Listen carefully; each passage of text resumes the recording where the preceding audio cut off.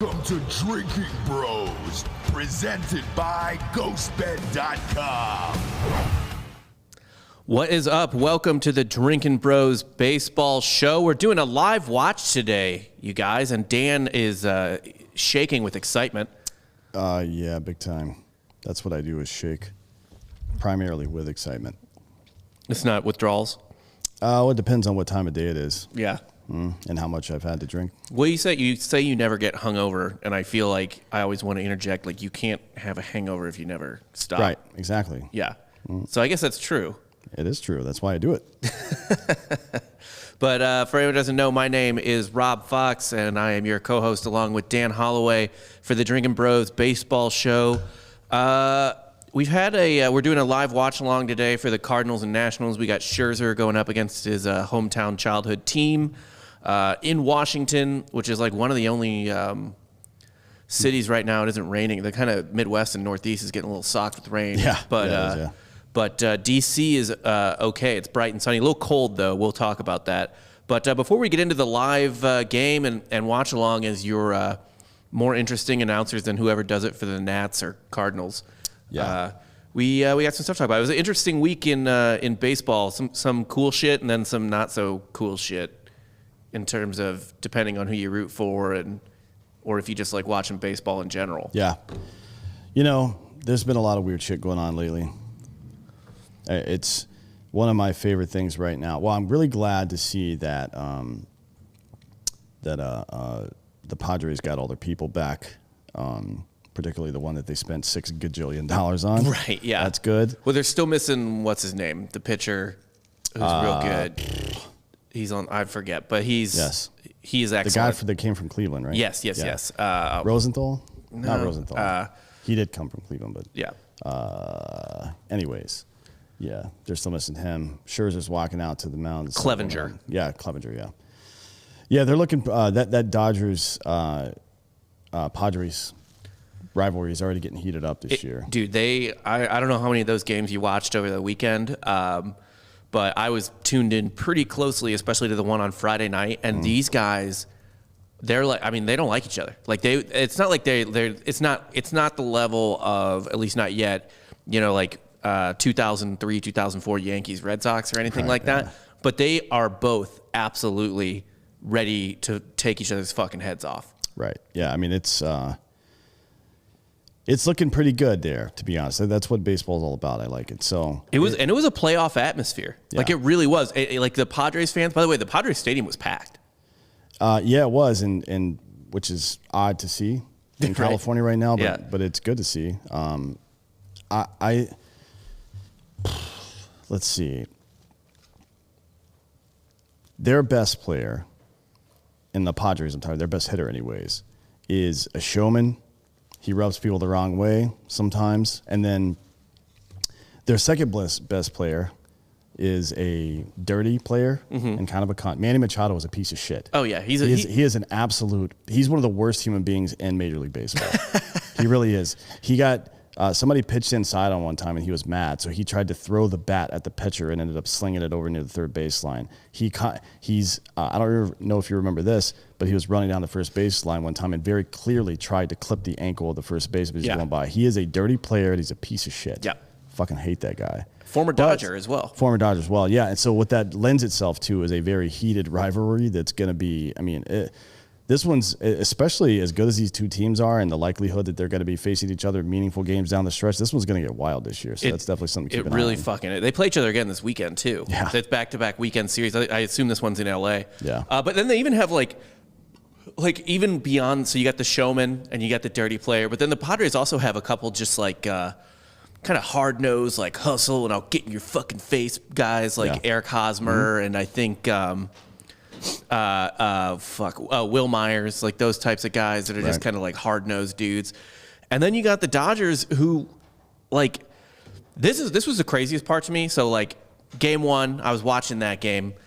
Extra innings get forced. First, the Dodgers take the lead in the top of the ninth. Then the Padres force extra innings, and it goes a couple extras, blah, blah, blah. It was a good game in extras, great game until the Dodgers kind of broke it open. But this is how you know that these teams get under each other's skin and don't like each other. When Clayton Kershaw starts screaming at you. Yeah. The guy, like, low key Mr. Jesus. Like, people don't realize it, but like, very much like monogamist Christian, kind of aw shucks. The guy who just like is even though he's won a World Series, is like the perpetual meme of like feel bad for Clayton Kershaw in the dugout. Speaking of, here the game's getting ready to start, so let's go ahead and get our bets in. If you guys want to bet with us, we're going to throw them up on the screen right now for those of you at home who are listening to this later. Next time, tune in to YouTube. You can do it with us. But you can see on the screen there, Rob, you can get to yours in a sec, but I'm picking the Cardinals plus 1.5. I'm picking the Cardinals money line at 145, and I'm picking 3-1 on Arenado to go deep in this game. Yeah, which is he's typically, we figured out for the 40 homers. 40 home run average, yeah. Yeah, I like, so Scherzer's going against the Cardinals today. Scherzer is a St. Louis kid. The Cardinals are the only team that he didn't play against early in his career.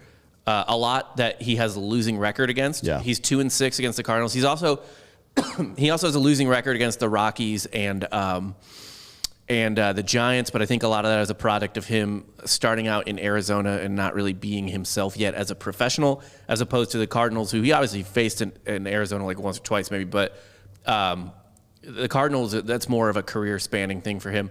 So I think he's always that's always a little bit more in his mind, especially when you're from St. Louis. You have your boner friends texting you, being like, hope you lose today, man. So there's a couple things I like. I like Paul Goldschmidt to have basically to get one total base. His over-under's at 1/2 total base, so it's basically, is Paul Goldschmidt going to get on base today? I like that, even though he's not as good as he used to be. Still a smart hitter at the plate. I like Trea Turner over under 1.5 total bases because Carlos Martinez, the Cardinals pitcher, sucks. Oh, and Scherzer starts off the game with a hit batter. So good start. Yeah. I also like Max Scherzer over under. I like the under on strikeouts at 9.5. Yeah. And by the way, we realize we're getting this in a little late here. It's been a busy day, but we just want to, we're trying this out the same way we did on Monday with the fucking round robin stuff. We're just trying this out so you can see what it'll look like in the future. And in the future, we'll put out this graphic that you see on the screen right now will be out probably the morning of, if not the night prior to these shows moving forward. Just depends on when the lines get up. Yeah, just whenever the lines get up, and if we're waiting on somebody to for health reasons or whatever, we'll adjust to that as well. Ooh, Goldschmidt, big swing and a miss right there. Anyways, yeah, back to your stuff there. You can't. I like that on. I think he was looking fastball there and just missed. But hopefully he's the type of hitter that is just going to be like, all right, there was my pitch, I didn't get it. Now it's time to just tighten up and hope for a walk or something. Goldschmidt's a professional hitter. He adjusts. Yeah. Mid. He's going to see a slider low and away. It looks like right here, and he stayed on it a little bit, but got it off the end of the bat. Yeah. Fly ball to center. No bueno. Was that Victor Robles out there? I think so. And then.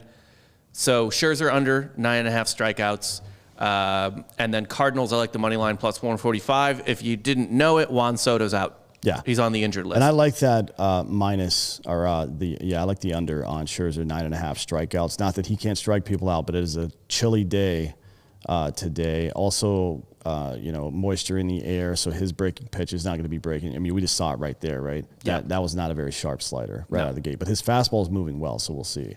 Arenado's up right now. He hits a home run, and I win $300. It's really that simple.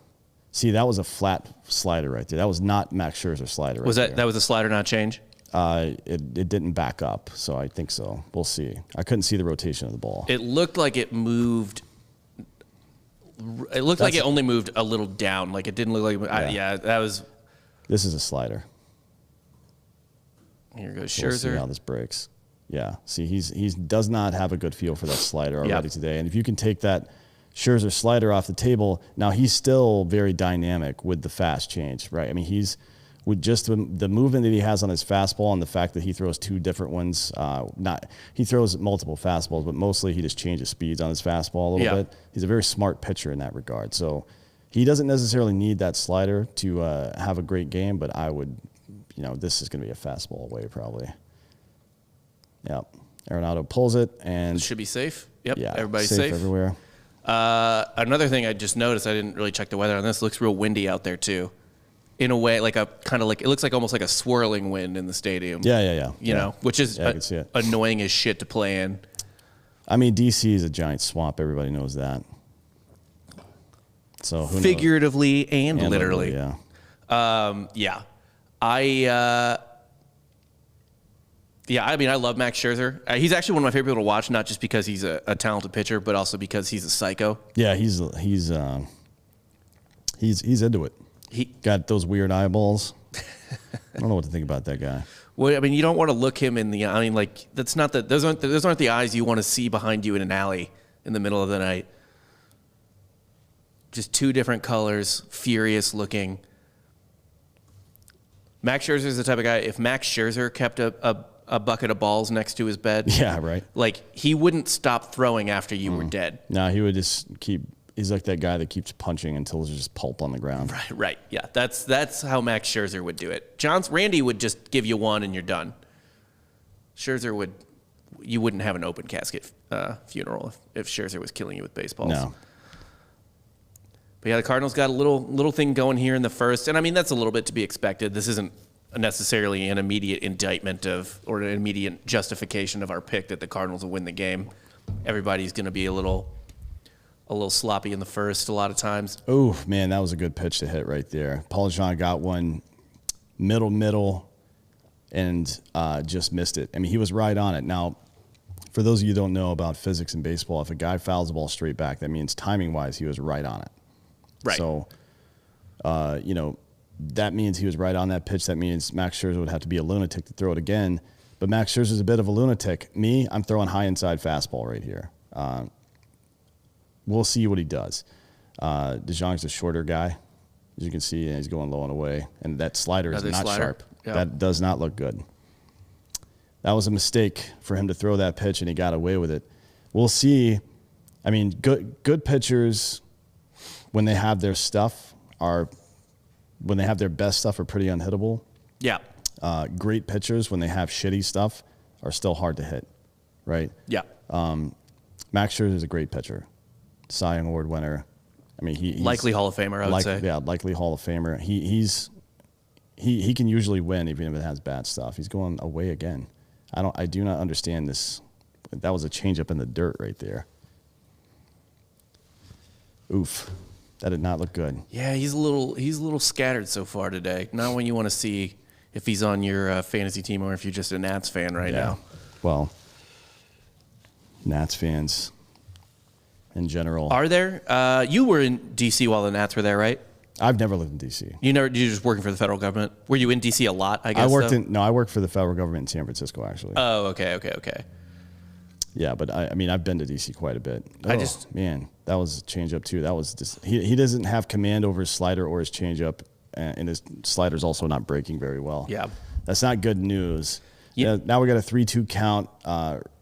Runners on first and second. Probably don't send them because you don't want to fucking run yourself out of an inning right there. Maybe if there were no outs, you send them and take a chance, but.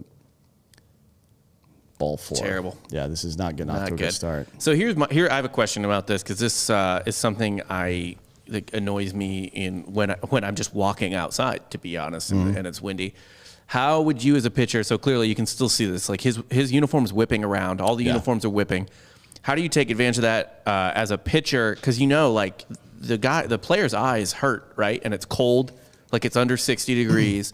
Like, it can't be fun to be looking at a baseball right now. No, I give them, I mean, honestly, if I'm in that situation, I'm looking to throw pitches that they have less time to react to. I don't know why. He is leaning heavily on his off-speed stuff right now. He should be going inside fastballs with pretty much everything like that right there. See how that dude was not at all prepared for that inside fastball. That's all I would throw right now. And then I would throw that changeup, even if it's in the dirt. Ooh, that's close. I don't think he went there. I think he went around. Even if it's in the dirt, I throw that changeup just to change his eye level a little bit and change speeds. But inside fastballs right now, that's what I'm throwing. There we go. High and inside fastball for the first time in the game. Now that sets up that changeup. Now you pitch. Right. Right. Plus, also, nobody wants to saw one off right now and fucking sting their hands, right? No. I mean, but that plays in two directions. Once you jam a guy inside like that, he's going to be out in front because he's trying not to get those bees in his fingertips there. So we'll see how it goes. It's coming inside again. He liked the way the guys looked. Ooh. He took a little bit off that. That was at 92. Yeah. Right? Just to get it in there and get it. Now he's ahead in the count 1 and 2. He can drop that slider in on the outside corner, but the problem is that thing's not breaking very well. If it just floats up there, this dude's going to rip a double down the left field line opposite way. Chances, if I was betting right now, I would say that Scherzer probably throws a slider in the dirt outside right now because he doesn't have good control of it. He's also got a pitch to fuck around with. Although I hate that. Nope, he's going high inside fastball. Missed his spot there badly. Yeah. Now you got to get something.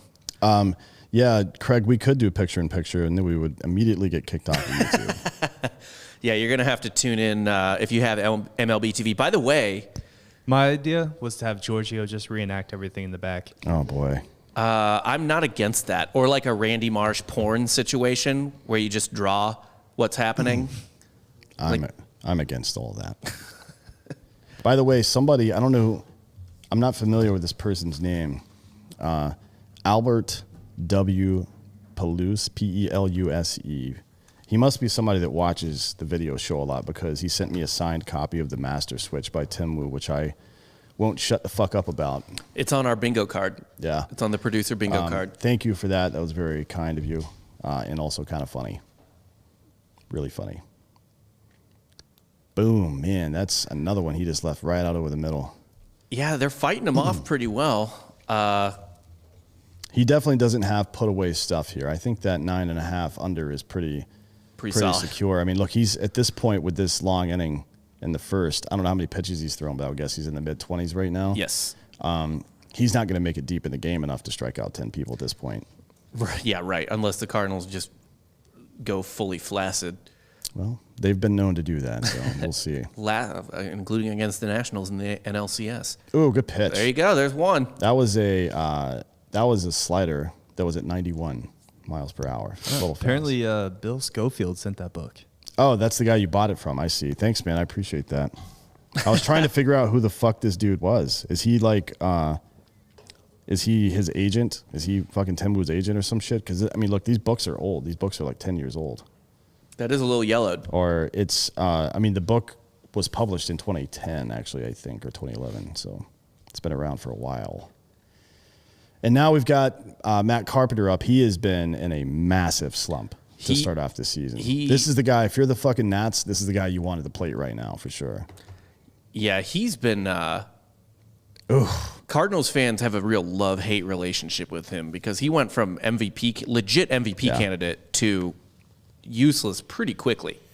And he's always been a defensive liability, which drives Cardinals them insane. historically play good defense, right? I mean, yeah, that's always been the case for decades. Yeah, since the early '80s, really. Yeah, since Ozzie Smith, I would say probably came, and even Ozzie Smith and Willie McGee, all those guys. Yeah, Vince Coleman. Boom, man. Out in front of that one. Out in front because he doesn't want to get jammed. Now he's blowing fucking heat into his hand. Feels like a good day to wear batting gloves, even though he's a no batting glove guy. Yeah, you'd think he would give it some consideration, but hitters are very particular about that kind of thing. Yeah. And look, even if the Nats get out of this inning without giving up a run, you've already dug deep into Scherzer's the back end of his fucking start today, right? So you've taken at least half an inning off of his start so far. Yeah, it's a moral victory. I mean, it's not a moral victory to not score after having the bases loaded. Now, that changeup was wild as shit. That changeup moved about 1.5 feet. Yeah. That was a very good pitch. Now, if he can control that in any way, that's going to be a tough day for these guys, but he hasn't shown the ability to do that yet. He's honestly, weirdly, he's only at 25 pitches right now. Oh, wow. So if he gets a strike, a 26-pitch first inning is not awful. It's not great, but it's not awful. Ooh, Wow. that's a strikeout. So now he's got 2 Ks in the first inning. Yeah, now it's a little worse than. But again, I don't think he's going to have time to get there. It depends on how the rest of the game goes. Yeah, I mean, I'm okay with the bet in so much as he had to exert a lot in the first inning. Yeah. But yeah, 2 of the outs were strikeouts, so that's not good for that under. But speaking of, I was going to say people should get MLB TV because it's pretty fucking rad, and it's just if you like sports, it's a good one of my second favorite way to watch sports, aside from like being zoned in, like tuned into it hard because it's my team or something like that, is to just have it on in the background. Like the worst part about COVID was when all those sports got canceled. I was like, dude, I didn't realize that I just always have sports on. Yeah, and it's like, what is it, like $75 for the whole year? 120, 130, 130. But it's probably less now. It's $100 for one team, 120 or 130 for the whole league. So it doesn't make any sense to just get one team. Yeah. As many games we watch. We're in a commercial break right now in between innings. Let's get into some of this stuff. So Brewers starting pitcher Corbin Burns has 40 Ks and 0 walks so far. Yeah, which is a starting pitcher record for the major leagues. Adam Wainwright had 35 at some point. I don't know how far Kurt Schilling got. I think it was that 2001 season where he had, I think he won 24 games and only walked 28 people or some shit like that. It's like one of the most incredible seasons of all time. The all-time record is 51, but that was by Kenley Jansen, who is a closer. Right? Yeah. That's a whole different fucking situation there. If he breaks that as a starter, that's a pretty big deal. That's fucking insane. Yeah. The only other time I remember watching, there was someone else actually that did this after Maddox, but I remember one of the years in the mid to late 90s, more like late 90s, Maddox, I think started off like 54 innings without giving up a run. Yeah. Something ridiculous like that. Someone else ended up doing that too more recently, but I can't remember who. But yeah. Burns is a kind of must-watch MLB TV right now. Yeah, when's his next start? In a couple days, like 3 days. I'll check it out. He just had 10 strikeouts the other day. Let's see what his last game was here. But the Padres, the Brewers are looking pretty fucking decent this year. Yeah, they're not bad so far. We'll see. I mean, Yelich is on the IL right now, so who knows how good they even are yet, to be honest. Seriously. And he's on my fantasy team, which is why I'm fucking bitching about him. Mine too. So he just threw last night. So he'll be going again over the weekend. So that's a good thing to watch. But I was going to say, MLB TV, speaking of, you should get it. They're not a sponsor or anything, but a lot of people have it apparently. Yeah, I mean, it is being watched a lot. So it's been the 18-day period since it began is the most views it's gotten in its entire 20-year history. That is divergent from all the other stuff we're seeing. The NBA's having problems, the NFL's having problems, UFC's doing well, and apparently baseball's doing well now, which is great because they don't fucking sit around talking about politics on the air all the time. Yeah. That's probably why, frankly. Well, you know what else is crazy about that though? So this is MLB TV, right? Yeah, which is owned by ESPN, by the way. Oh, is it owned by ESPN now? But okay. But here's the thing with MLB TV. Who just flew out? By the way, I couldn't see who that was. Flew out to Edmond, but won out early in the inning for the Nats. You can't watch MLB TV to watch your hometown team if you're living in that hometown. That is, if you're there's blackout restrictions, so you still have to watch it on local television, right? So which is kind of irritating. All of these MLB TV views are like baseball fans. Yeah, they're baseball fans from other parts of the country. Yeah, which is nice. Next up here, we got Josh Harrison. Started with the Pittsburgh Pirates back in the day. He's a really streaky hitter too. Sometimes he looks like he's gonna. I think he actually was an all-star one year. Wouldn't surprise me. Well, but was it like a? Was it? It was like Pittsburgh's only. It was like, here you go, buddy. But I mean, he is. He's like one of those hustle guys that he just flew out to left field. But he's one of those hustle guys that can be a game changer on a team. Yeah. So it's interesting that the Nationals picked him up, and we'll see what role he plays as the season goes on. I mean, he's a pretty dynamic player when he's good. When he's not, he's really bad. So we'll see what happens there. Here comes Trey Turner. By the way, this is why I fucking hate betting on baseball in general. Max Scherzer, future Hall of Famer, 3-time Cy Young winner, has an awful first inning. Carlos Martinez, efficient as fuck. Yeah. Coming out. Yeah. Just mowing people like down. You never know. That's oof, man. It's a bad pitch, but a strike. Yeah, I mean, sometimes it's like, how are these guys coming out? How many of these guys went out last night? Yeah, or something. knows? You know what I mean? Like there's all kinds of weird shit. Man, he is his fastball and changeup are dancing all over the place right now. A lot of movement on those pitches. But again, just to what we were talking about earlier, isn't that kind of nice if your eyes fucking hurt because cold wind is blowing in them? Yeah, it's got to suck. I mean, Trey Turner's in perennial all-star, and he's getting jammed up by 93-mile-per-hour fastballs right now. In the pre-fantasy draft rankings, Trey Turner was a top 6 player. I don't know about all that. I mean, he does steal a lot of bases, so for fantasy, yeah. He steals more bases than other number 3 hole hitters for sure. Probably the most out of anybody that's hitting at the 3 spot, except for maybe Trout. Not anymore than Trout, though. Like he doesn't bother with it that much, but he certainly has the capability. Well, this is his first year in the 3 hole. Yeah, it is. He was, I think, leadoff usually before this, or he, maybe in the 2. He hit second a lot too. Yeah. I mean, but he's kind of like an Acuna light type player. You know what I mean? And there's another out. Now the wind's all over the place. We'll see how easy this is. Yeah, even that routine fly ball, he struggled with a bit. Not fun. All right, so 1 inning, no results. Scherzer has it rough. Martinez, no fucking problem. Yeah. So we were talking before about the Dodgers-Padres being heated. They're in a 3-game series this past weekend, and game 1 went to extra innings. The Padres forced extra innings in the bottom of the ninth. By scoring in the ninth, yeah. After I believe Turner, I think it was Turner who his hit took the lead in the top of the ninth, and then Hosmer was huge in this series. And Hosmer, dude, part of this is because I have an irrational fucking boner for the Royals of 14 and 15 because I love the way they play, and I want to see more of that type of baseball. Not because I'm like an old crotchety guy and I'm like, I fucking hate strikeouts. Right. But it's just fun. It's just more fun to watch the ball and play. So I like a guy like Hosmer, even though, no, he's not going to be good on your fantasy team. No, he's not. He's not going to have the same numbers over 162 games as even like a guy like Goldschmidt on the downswing of his career might have. Right. But like, I don't know, dude. I kind of want Hosmer on my team in the 7th, 8th, and 9th. I kind of want Hosmer on my team in fucking October. It just seems like he's like, as far as the human element of the game goes, it seems like he's that type of guy. Yeah, I mean, championship pedigree means something.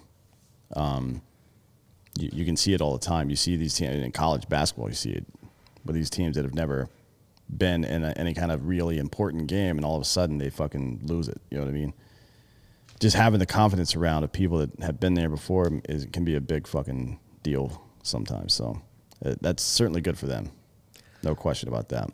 Yeah, but game 1 was dope. The bench is cleared in extra innings. Yeah, which is uncharacteristic. And game 2, Kershaw got into it with Jerkson Profar and screamed, "That's a bullshit swing," after Profar's very late swing hit the catcher's glove and he was awarded first on interference. Yeah, I watched that play. I wouldn't say that it's a dirty play, but it's certainly a cheap one. Oof. Scherzer almost hit the first batter up here. I mean, he knows that his off-speed stuff sucks and he's trying to stay inside today while it's cold. He's just missing his spots.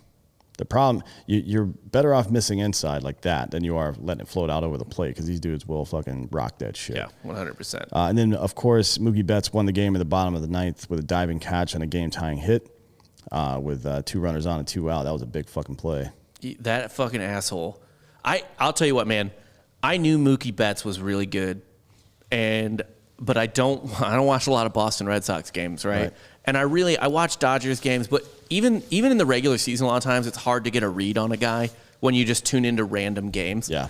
But watching that motherfucker, he plays hard, man. In a 7-game series against the Braves, the amount of times he showed up. I mean, he took a homer from Freeman, took a double from Ozuna at like the worst possible times too. Like, I mean, well, the best for them. Yeah, right. Man, he's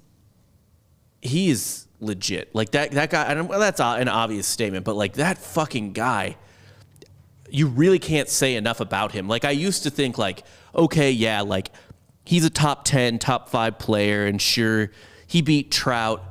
out for the MVP one year in a maybe questionable year. Like they were both pretty even. And I kind of, went back to like, well, like so did Miguel Cabrera. And like, obviously Miguel Cabrera is not on the level that Trout is. But I kind of fucking think Mookie Betts is real close to Trout. Yeah, I agree. It's leadoff single there right up the middle. He got jammed up a little bit, but he beat the shift. That's Williams. Yeah, I mean, who knows, right? Mookie Betts certainly doesn't have the raw power that Mike Trout does. No. But he's a lot lighter, which means he's probably going to stay fast for longer.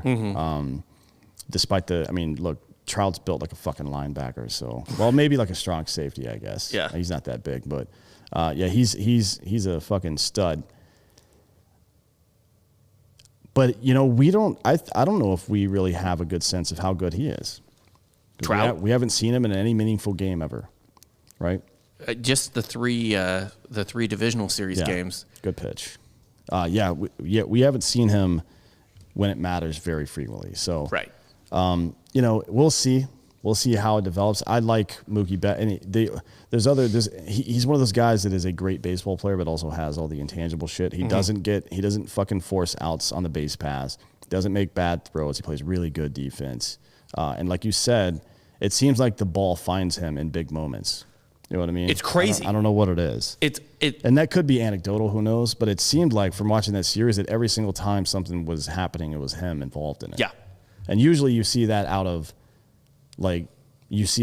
role play like David Eckstein or Robert Horry. You know what I mean? You don't see it out of fucking great players like that. But And by the way, you want to talk about showman and stuff like that? He doesn't have the flair of Tatis, but when he caught that diving catch, what'd he do? He got up and fucking went nuts about it, which is what you want to see. Like you want to see somebody celebrating.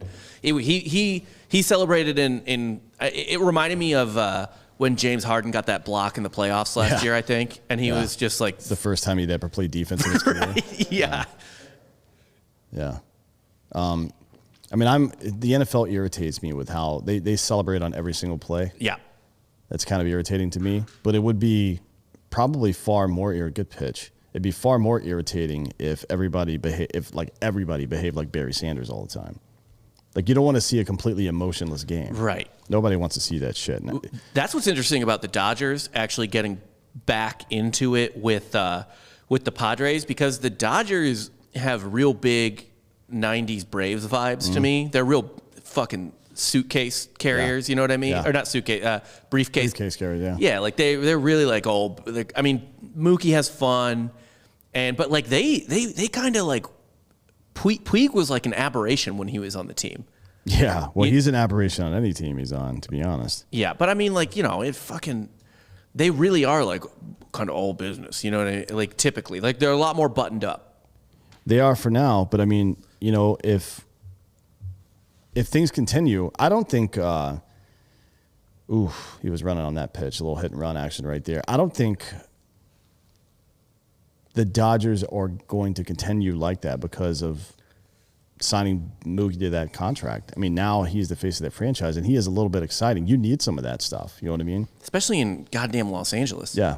Right? Like just to keep the fans entertained, because if you've ever been to a Dodgers game at Dodger Stadium, about 30% of the people are watching the game, and everybody else is taking fucking selfies and talking on their phone. Yeah. Up and down the aisles all the time. It is the worst place to watch a game, and it's not because of the stadium. The stadium's dope. It's the worst place to watch a game because people in LA are garbage. No, there's some places where that type of attitude plays. Like it plays in St. Louis, right? Yeah. They like the stiff upper lip, all business, kind of like play the right way bullshit. They loved Albert Pujols, and Albert Pujols does not have a personality. No, he doesn't. To be honest, I'm not sure he's got a pulse. Right. Like I think he may be, if any athlete out there is a robot right now, it's probably him. His nickname is literally the Machine. Yeah. Well, it's a machine because his first 12 seasons, 100 RBI, 30 home runs every single year, 100 runs, 100 walks every year. The only person that's ever come close to something like that at any point in their career. Got him. Botched hit and run right there. You're going to run on Yachty like that? Yeah. You don't. Oh, wait, no, that wasn't. Yeah, I'm sorry. I'm an idiot. That was a really nice play by Scherzer. Now he's got 3 strikeouts, by the way, the first 2 innings, but he's up to like 50 pitches too. Yeah, I'll trade 3 strikeouts for halfway to 100 pitches after 2 innings. Yeah, unless he gets. His only options are to get economical and stay in the game, or keep throwing the way he is and not stay in the game. Either way, he's not getting to 10 strikeouts. No, and the odds were it was like minus 150 or something that he wasn't going to get 10 strikeouts, but still, like, money's money. That's a pretty easy bet to make, though. Yeah, like, fuck it. I don't give a shit. But yeah, there's some cities where that plays and some places where it doesn't. I think Atlanta is the type of place that needs flashy players. I mean, the 90s Braves worked out well, but I think Atlanta would prefer more excitement. Well, I mean, they had excitement. In the 93 season, they brought Fred McGriff over, and he was on a fucking tear. Yeah. Well, they had Deion Sanders in 92. Yeah.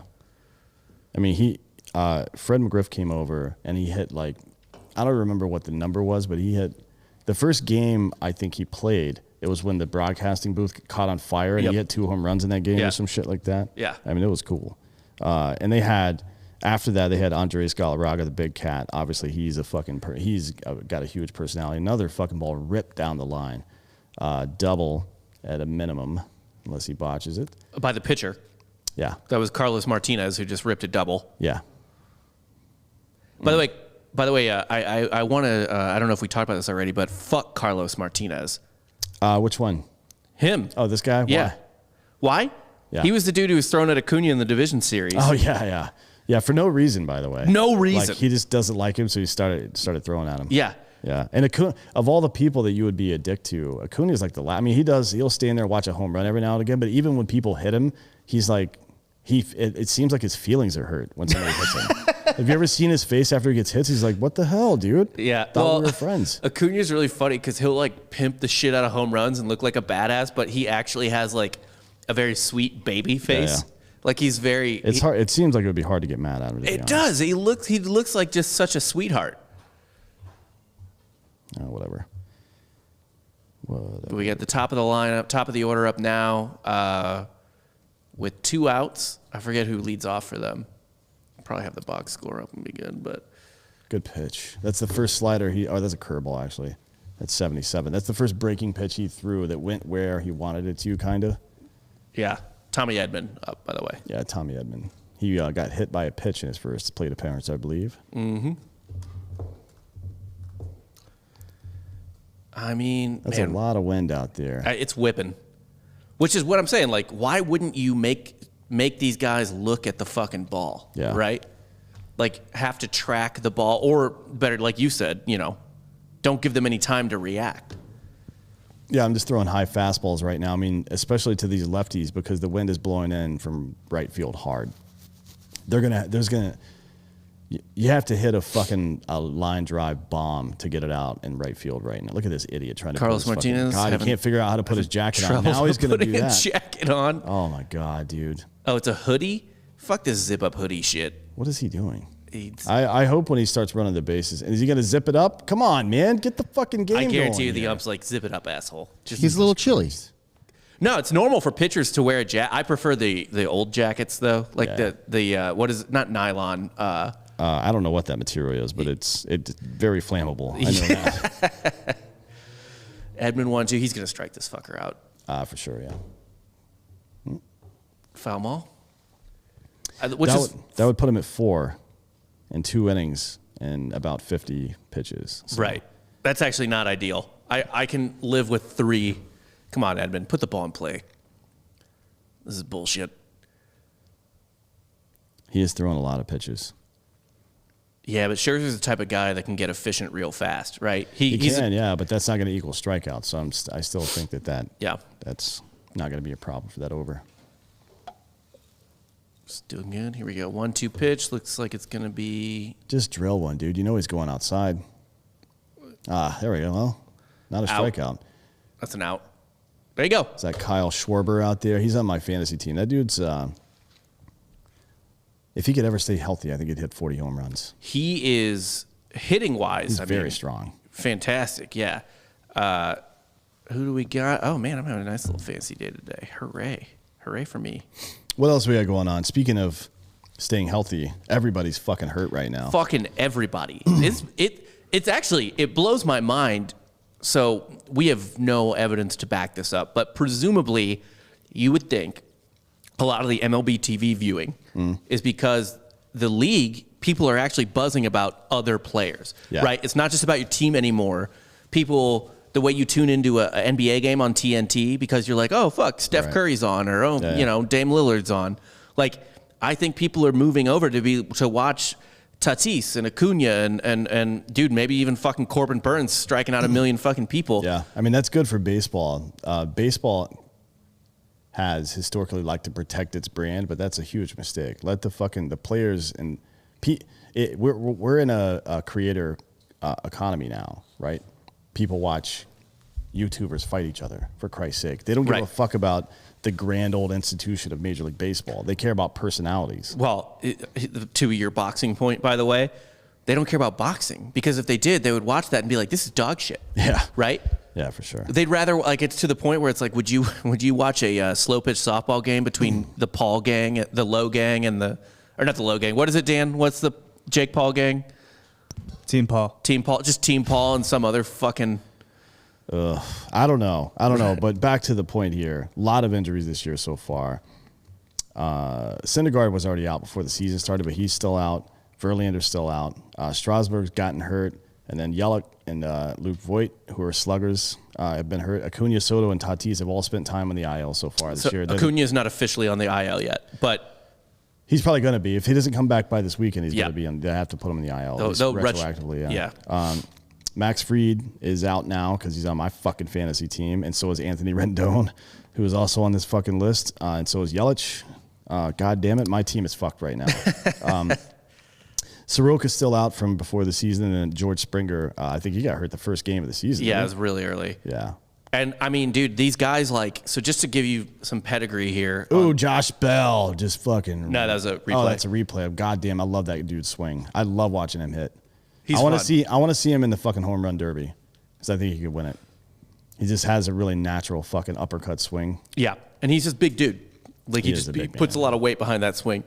Well, don't fat shame the guy. I'm not fat shaming. We love big boys here on this podcast. You want to say that again?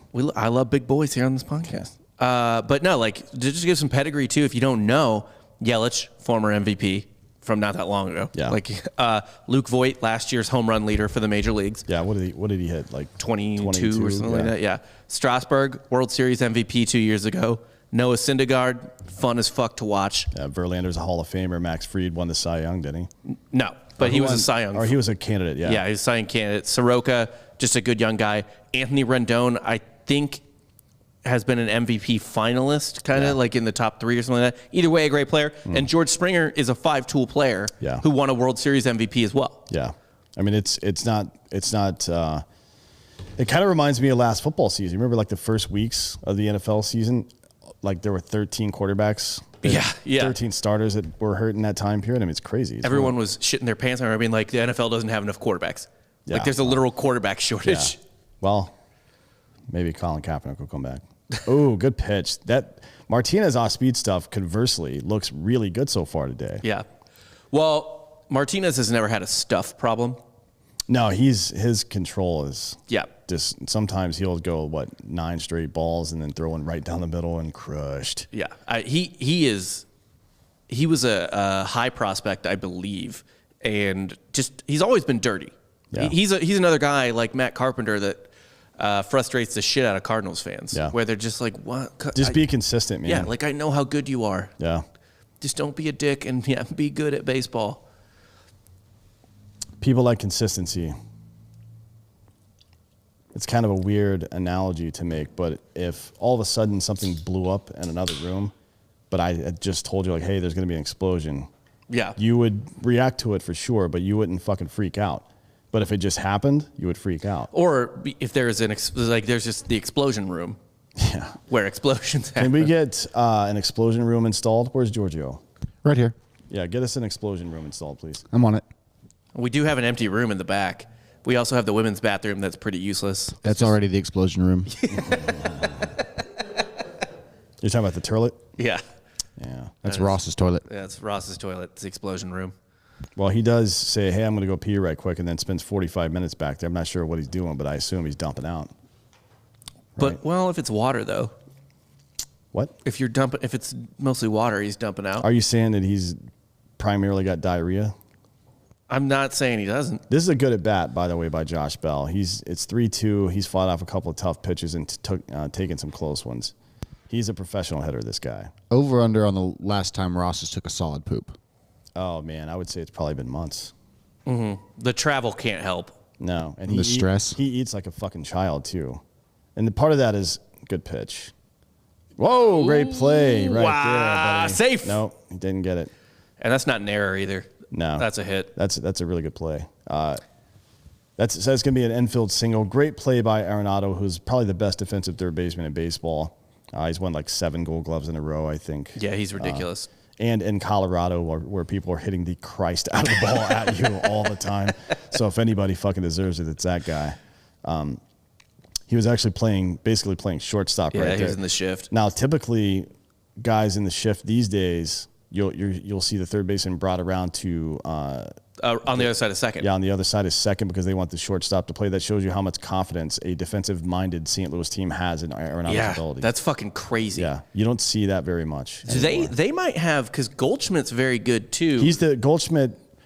When he came to the Cardinals last year, the year before that, they were the worst defensive team in baseball, and the year after he came there, they were the best. Yeah. And most of the fucking change was throwing errors that he saved at first base. Dude, that is why. That's a crazy fucking stat. Thank God that Freddie Freeman finally got a Gold Glove, because the metrics He's don't. been doing that for years. Man. The metric, dude. This is why I hate defensive metrics, and I don't think they're ever really. It's just hard to quantify, man. It is, and like I would watch Freddie Freeman and be like, my God, that guy has insane hands. Yeah. And then you'd go look at like Fangraphs or Baseball Reference, and you'd see the defensive WAR, Yeah. and it'd be negative. Yeah. And I'd be like, what the fuck are you talking about? Well, a lot of people have had that happen over the years.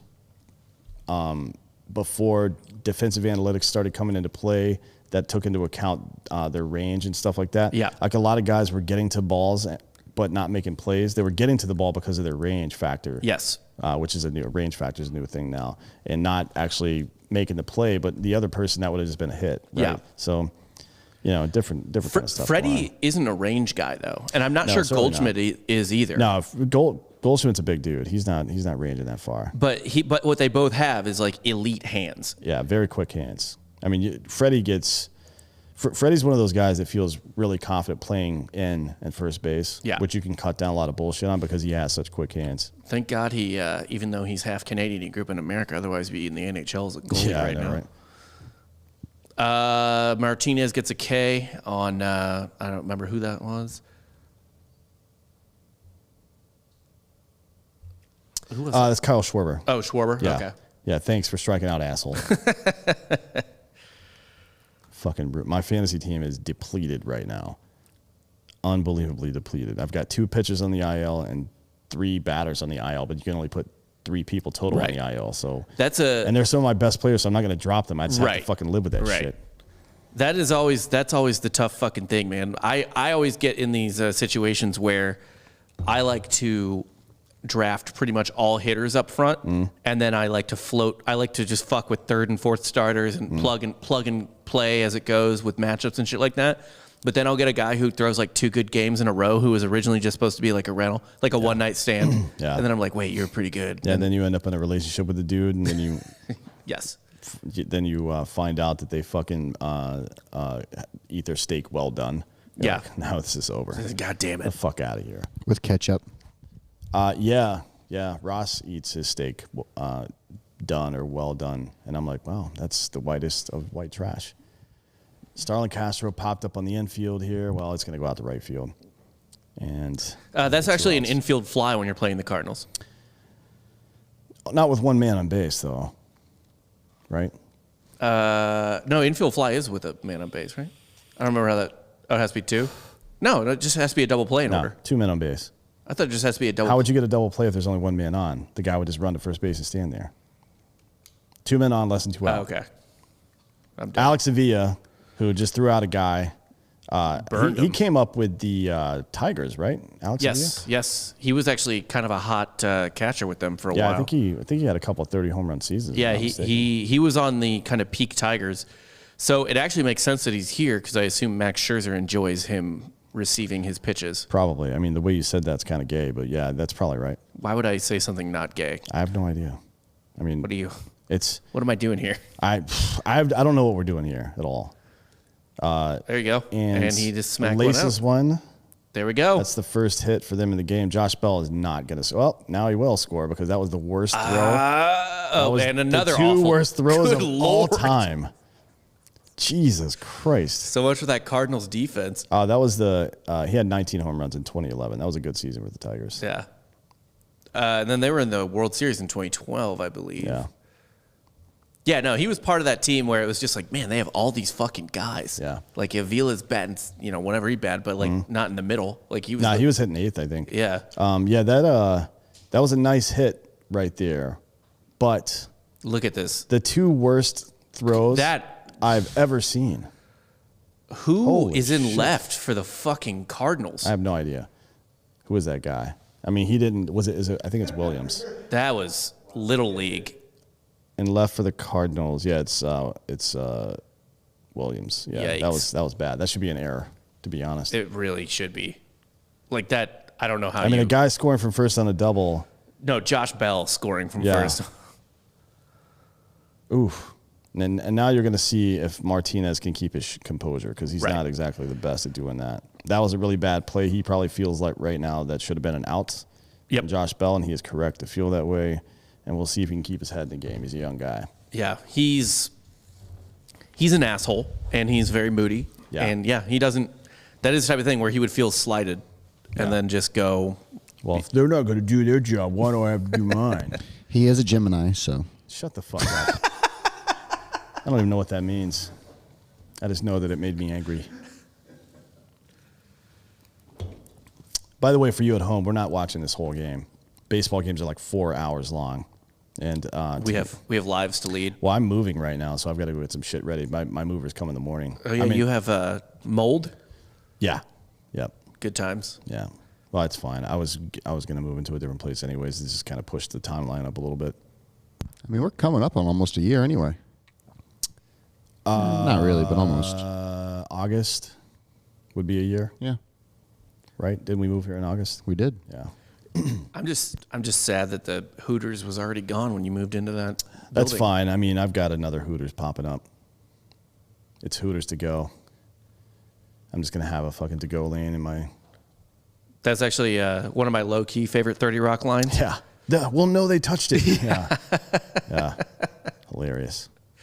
I love. I'm getting another condo, Ruben. I'm not buying a house in this market. You would be insane to buy a house in this market. I don't know, man. Well, you would be. I'm going to build one, so it'd be insane to build one in this market for sure. Yeah, you can Well, get with a the nice, lumber, what the lumber prices? You get a nice just- trap house on the east side for about $400,000. Yeah, I'm all yeah, set you on- can get it for 400. And it'll be 600 in like a year and a Yeah, half. I'm all set on living in a trap house on the east side. Look, I'm looking for a stateside kill, but I'm not looking that goddamn hard. If it comes to you, It's all fucking day walking zombies over there, man. Just crackheads out at 10 a.m. Like I thought they Hey, fucking. hey, Oh no, Hey. they don't fuck with the east side. The east side's a lot of like Latin Heron. kings. A lot of what? Latin kings. Oh, and- really? Yeah. Well, I'm not afraid of Latin kings. No, but it actually keeps the homeless riffraff out of the way, so it's actually pleasant. it's called community policing. Yeah, yeah. Except for Neighborhood watch. Yes. Yes. yeah, build prices are high as fuck right now, and yeah, it's not. It wasn't the. Well, it was the apartment complex's fault, frankly, because I reported the shit back in August. Now they're trying to blame it on the fucking freeze. I'm like, no, well, here are all these requests I made to come investigate why there's water and smells coming out of my kitchen island. But anyways, they're gonna tear the kitchen island apart, and I'm just getting out of there. It's not a big deal. What's cool about apartments in Austin is that they're all really shittily built and full of shit by the people who run them. But I kind of don't. I feel bad when I had to go like yell at my like people that you talk to on a daily basis because they're Yeah, just they don't all control anything. No, they don't control anything, and like they're mostly just people that like wanted to have like a nice job but didn't go to college or something like that. yeah. You know what I mean? They make about $13 an hour. Yeah. Yeah, they don't make, but they wanted to work in an office and not. Yeah, I've actually said to someone before, find me somebody that makes more money to yell at, because there's no point in me yelling at you. Speaking of cool shit, these mugs are now available on the site. Defund politicians, and then the black and white one over there is also available. Drinking Bros mug. These mugs are all available. And sometime this week, you'll be able to buy the red, white, and blue Defund Politicians mug, shirt, and sticker all at the same time. So we're making some bundle packages for all that stuff. We'll get them out of the inning. Scherzer grounding out to second or first, actually. But that's a good thing for the Nats to clear the pitcher. So that worked out fine. And they scored a run. They got to him a little bit. He actually came back and kept his composure. That's a good sign. Good sign for the Cards. I kind of think this. I still like where the Cards are at in this game in terms of getting to the Nats bullpen. They're going to be in that bullpen pretty soon. I would say sometime in the middle of the fourth or fifth inning, they're probably getting in there if this continues. Scherzer has pride. I think he gets through 5. He might. We'll see. Scherzer is. If he gets in trouble in the fourth, they're going to have to pull him. Yeah, but I mean, Scherzer is the type of guy. He's one of the few pitchers in baseball that can say like no. Maybe, yeah. I've watched him do it. If you just YouTube it or whatever, there's times when Scherzer's just like no. Ooh, Cardinals plus 210 live. Nice. I like that. It went up 70? Well, 65. Yeah, that's good. Get a little bit of that action. Yeah. I might double down on that. Yeah. While the game went to commercial, we might as well do some sponsors. Yeah, go ahead and do some sponsors. And speaking of sponsors, mybookie.com. You can bet on everything. Right now, I'm going to take that live line at what is it? What did you say it was? Last I saw was plus 210, so it might be changing on the fly. Yeah. Let me check it out right here. Can't imagine between innings it's going to change unless a grounds crewman takes a dump on the infield and covers it up like a cat. People will smash it, too, if it's too high. I only subscribe to the grounds crew. Oh, it's plus 190 is what I got right now. I might wait another inning on that. I want 2-1.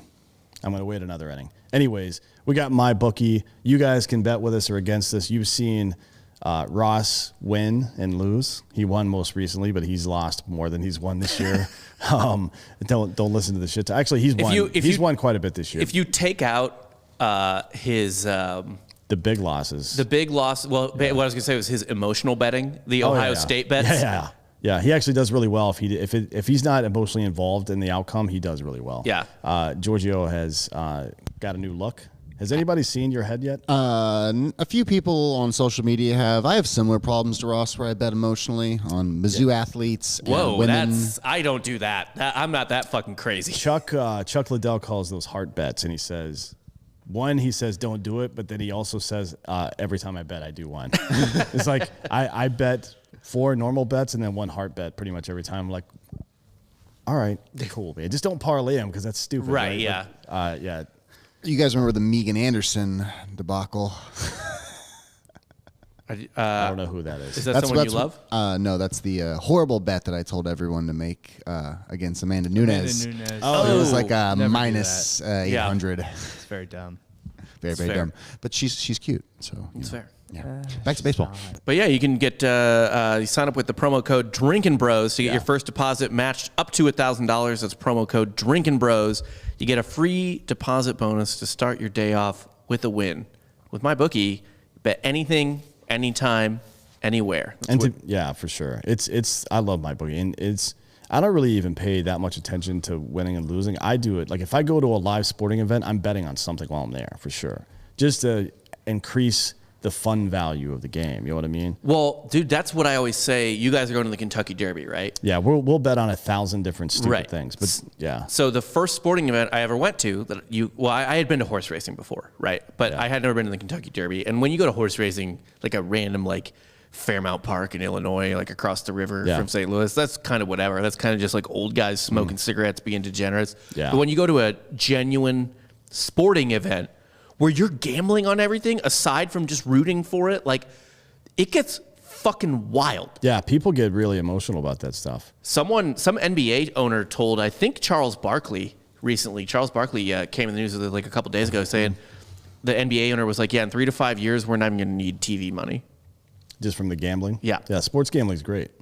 I mean, I like it better. Oh, there's a strikeout? Yeah, another strikeout. That's what, 4? I think it's 3. Oh, no, I think you're right. It's 4. It's 4.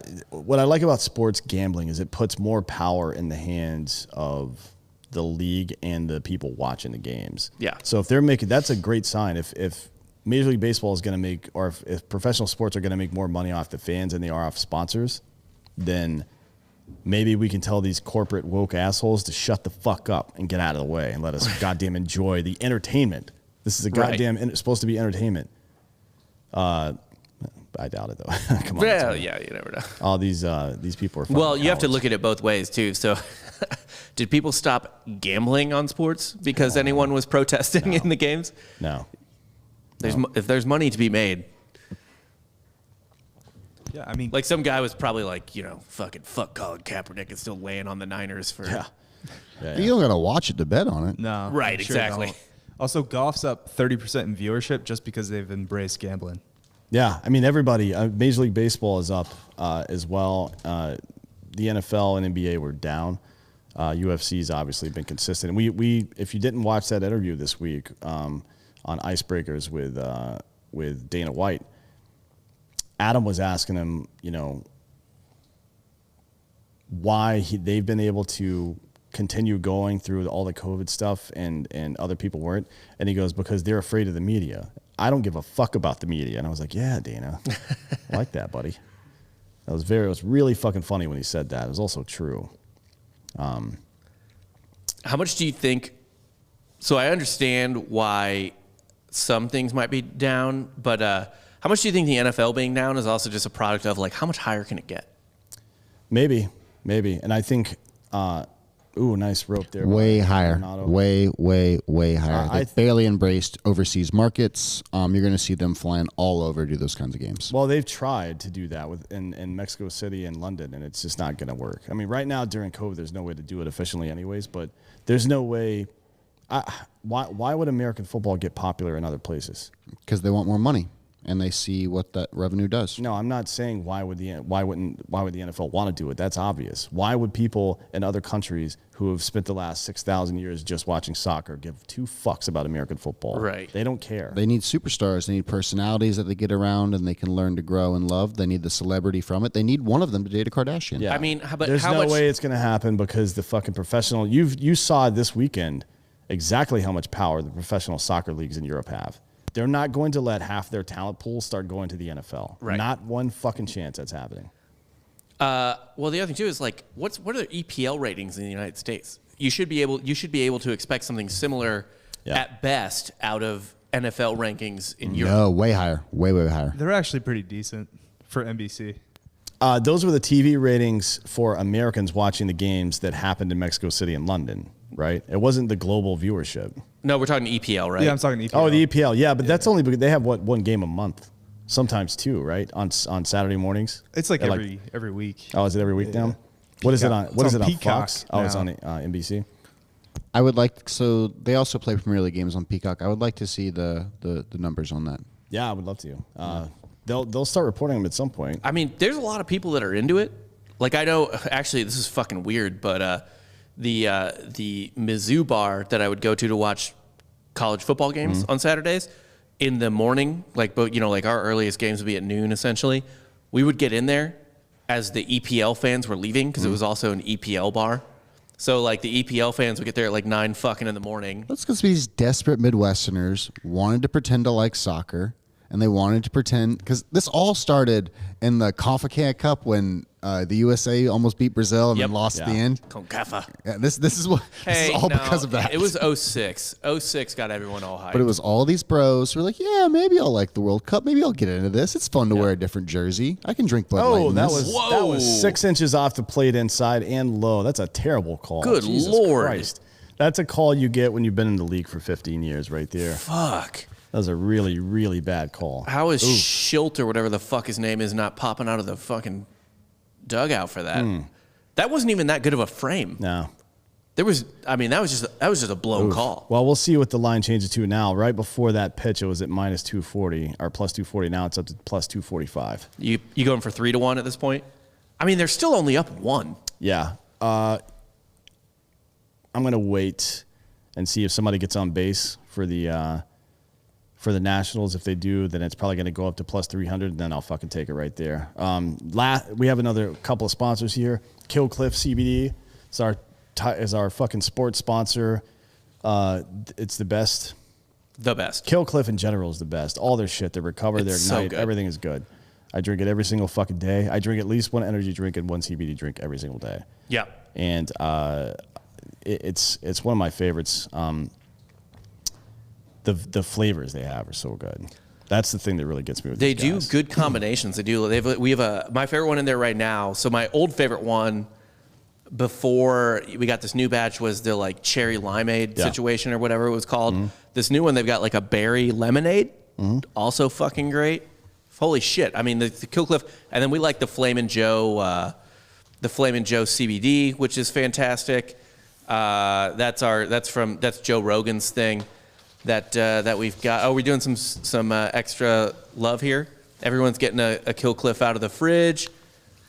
Yeah, all these vultures are coming to steal our shit over here. Yeah, I don't know what's going on. Kill Cliff also has, if you're in Texas, they have their products, their Ignite line, and I think their Recover line is going to be in HEB with a big sale going on. It's 2 cans of whatever for $4, and it goes through the 24th of this month, right? So I put some stickers on some of the cans in local HEBs in San Antonio and Austin. And if you find one of them and purchase it, I don't know if you guys remember on the Mason-Dixon line, that video that we made of a conversation. Well, I had a poster made. If you can't see it right there. That'd be Ross as a Union general. Yeah, it's Ross and Jared as the 2 gay soldiers. And then there's, of course, Abraham Lincoln up here. And they're down here doing the reverse 69. We're going to have some signed copies of these. What? Oh, they can see it fine. We're going to have some signed copy of these available soon. But in the meantime, the only way to get it is to find one of those Kill Cliff stickers. Or it's actually it's a Drinking Bro sticker on Kill Cliff out there in town. So good luck. Wish you the best of luck. And if nobody finds them and some random person finds Kill Cliff cans with my weird ass stickers on them, like all politicians are cunts and stuff like that, then God bless them, I guess. I don't know. They can be like, oh man, this brand is aggressive. What the Little fuck is viral going- marketing. Yeah. I like it. So if you find one, good for you. If you don't, get fucked. We will have these on the store soon though. The posters? Yeah. Nice. And you'll be able to buy signed copies of these at some point soon. We'll see. Maybe. It truly was a war against brothers. Whether you want to own slaves or not. Yeah. You can still eat ass. You can still eat ass. That's the lesson there. Some things tie us all together as humans. Oh, you fucking bitch. So the Cardinals' defense today has been what dogs shit out, which is dog shit. Not good. That was fuck, man. I know this happens, but this is the type of play you get mad at someone for in 8th grade. Yeah, that you could see it hit a little pebble and flattened out there and didn't bounce like you thought it was going to, but that's unacceptable for a shortstop. Nah, you can't. Can't be doing that. Yeah, so for Kill Cliff, you can get those in HEB now. Also, you can get them on their sites, both killcliff.com and killcliffcbd.com. Just a good company to support too. By the way, amongst other things, aside from the product being excellent. Yeah, they just signed Israel Adesanya to a deal. They got a bunch of people going on there. Joe Rogan owns part of the company. They're all good dudes. Will the proceeds go to Giorgio's hair coloring? No, fuck him. He actually got it for free. Yeah, he didn't pay for that shit. Well, hold up. Quit outing me and my free hair job, and you guys will see that tomorrow, either on RPR or Drinking Bros on the fake news, whichever one I decide to reveal it on. Well, we're recording a couple of things tomorrow, so we'll see how that goes. Fake news should be fun. Has there been some news?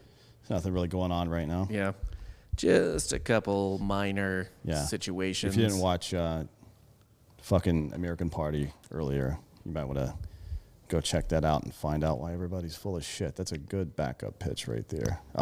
I doubled down on the Cardinals. Yeah, same. I'm about to. Yeah. By the way, going to 3-1 odds. This is so. I have not really watched live lines in baseball very often. It's up to plus 275 now with a guy on base. Going to near 3-1 odds, 1-0 in the third is fucking nuts. Yeah. I don't give a shit who's on the mound. And how many pitches is Max at? 60, I think. Yeah, he's at like 60 pitches, yeah. Let me see the exact number. 65 pitches, actually. Yeah. I actually got plus 290. So plus 210, plus 290. This is what we talk about all the fucking time with live lines on college basketball, especially, and to a slightly lesser extent, college football. Those lines they have to get them out so quick. It's an algorithm that doesn't really think the way the smart people who set lines in Vegas think. Like it's just the live lines aren't as smart. They aren't as savvy. Yeah. You tell that to the AI robots when they come for you too. No, man, AI is going to kill us because we're going to depend on it too soon, and it's going to, it's going to let us down. Yeah, it's going to let us down. That's what's going to happen. They're not ever going to be smarter. Good pitch right there. Martinez is looking pretty sharp today. Still early. He's been efficient though. Fairly. I mean, 43 pitches. There's no outs, and it's the bottom of the third, but that's fine. Out of a guy like Martinez, that'll do. Cardinals bullpen's not bad. It's fine. Ruben Snyder says, "Ding, ding, ding." Who had Rob mentioning college basketball on the poll? That's my fucking shit, man. Nice play. Wow. Finally, that makes up for the other stupid shit he did. Another really kindergarten throw, but yeah, that. Well, that's why he's in left field, I would imagine. Yeah, but that catch was ridiculous. Although there was nothing on that like he didn't play that wrong or anything, right? It was just an awkward catch that was good, right? Yeah. Sometimes I'll see that and I'll be like, "What were you doing?" But yeah, no, that was just a good catch. Have you been in the Nat Stadium? Yep. How is it? It's good. It's good. It's kind of weird that it's completely outdoors considering how humid it gets there. I would have expected them to make a dome, but they didn't spend a whole lot of money on that, I don't think. No. What'd they move it in like 07, 08, something like that? Yeah, I think when they first moved over, they started in RFK, right? The old football Yes, stadium. they were in RFK for a couple of years. I actually know that Chipper Jones has the first home run in this stadium of all ever, called by George W. Bush. Oh, really? Yeah. That's funny. W was in the. I was watching it live. W was in the booth, and he was talking to the ESPN guys, and they were just like, "Oh, they had a minute before been like, I wonder who the first home run will be," and then Chipper got into one, and W was like, "Well, I think Chipper just got it." Trey Turner up. All right, buddy, come on, give me a double. Give me a double, Trey. How's the Nationals bullpen? It's okay. They have a good closer. He's on my fantasy team, and he is actually legitimately good. I'm not just saying that. Patrick Corbin, or I'm sorry, that's their starter. Who the fuck's their closer? God damn it, Brad Hand. They have a good closer in Brad Hand. Is he the guy that was in San Diego a couple years ago? I don't know. Double play ball right there. Turner is out. There you go. That's all right. The Cardinals, what I want the Cardinals to do is go up like 8 runs, and then Trey Turner just hits a double or something. Actually, he's on my fantasy team, so get a base hit, then get a stolen base. Yeah. That's fine with me. Hey, well, when you guys give me a ranch water? And score runs, preferably too. That's the other one you need from him. But yeah, he's a high average guy. He's going to be somewhere between 290 and 305 typically, and he's going to steal 20 bases? 30. He's kind of a 30 guy. Not at this hitting third though. Is he still going to do that? Because he's I don't know, but he leads off a lot too when Soto's in the lineup, right? No, he is their third guy right now. And they have Soto at fourth, or are they going Soto to 2? Because there's been a lot of movement of fucking sluggers to the 2 hole. I mean, Mike Trout hit 2 a lot in his career. I think Soto is. Thank you. I think Soto's rocking the 2 hole. I'll have to check that. I'll check some box scores. Well, speaking of 2 holes, next sponsor is this is one I've been waiting on for a while. It's Theragun. Theragun.com/Drinking Bros. You get your Gen 4 Theragun. Man, these things are dope as shit. What is it? What do they do? Theragun. Yeah. It's the fucking massager. Oh, fuck yeah. Yeah, they're on our fucking show now. It's like the biggest massage gun in the world. Well, not the gun itself is not the largest one. But if you're an athlete, if you're working out and shit all the time, you're getting sore muscles, nobody's got time to go and get a massage anymore. And even if you do, you might run into some issues like the certain Houston quarterback. At any rate, we're not going to go into that, but it's it gets 60% deeper vibration. So you're talking about vibration of the fascial tissue and the muscle. It's not just about direct impact. It's about vibrating the muscle to shake loose all the what do you call it? Lactic acid that gets trapped in your muscles after you work out. It makes your recovery time better, and also, it feels great to get massaged like that. I actually, I kind of need one of these because we got some on the way here. My wife, who is pregnant. Oh, don't massage your stomach with it. Nope. Oh. Probably not, right? With a jackhammer? It's too late for that. No, she has like back pains and like in like the muscles and stuff like that. Yeah. So my weak little hands can only do so much. Yeah. I need machines to help me. Yeah, you need it. Theragun. I honestly want to take one home because fucking shit, dude. She asks for a back massage like every other night. Yeah, and your hands just start cramping up after a while. You can't deal with all this stuff. But yeah, it's a good tool for that. It's got a bunch of different settings. I mean, it helps with pain management, right?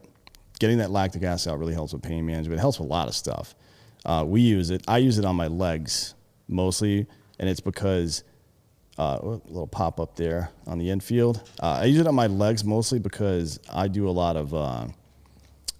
Actually, I say I don't ever work out, but I do like walk and hike and walk upstairs intentionally a lot, for that reason. And after if you sit down a lot and then you go do stuff like that, you get sore faster because your body's not used to processing all the lactic acid. So, anyways, you guys know who Theragun is. Come on. Try Theragun for 30 days starting at only $199. That's cheap as shit. They used to be like $500 back in the day. Good Lord, yeah. Go to Theragun. That's THERA gun.com/drinkingbros right now. You get the Gen 4 Theragun. That's theragun.com/drinkingbros. Theragun.com/drinkingbros. They're the best. You see, don't buy one of those fucking knockoff things. No, man, don't get some like weird Amazon bullshit where you're just like, yeah, that does the same thing. It's going to fall apart and you go to return it and you're like, oh, that company doesn't exist anymore. Gosh, shit. Shit has gone on wish.com. Yeah. This live line looks good to me. Yeah. Scherzer is, we got a White Claw Surge here. A cranberry. Thank you, Ross. Ross is in the studio. Dog shit.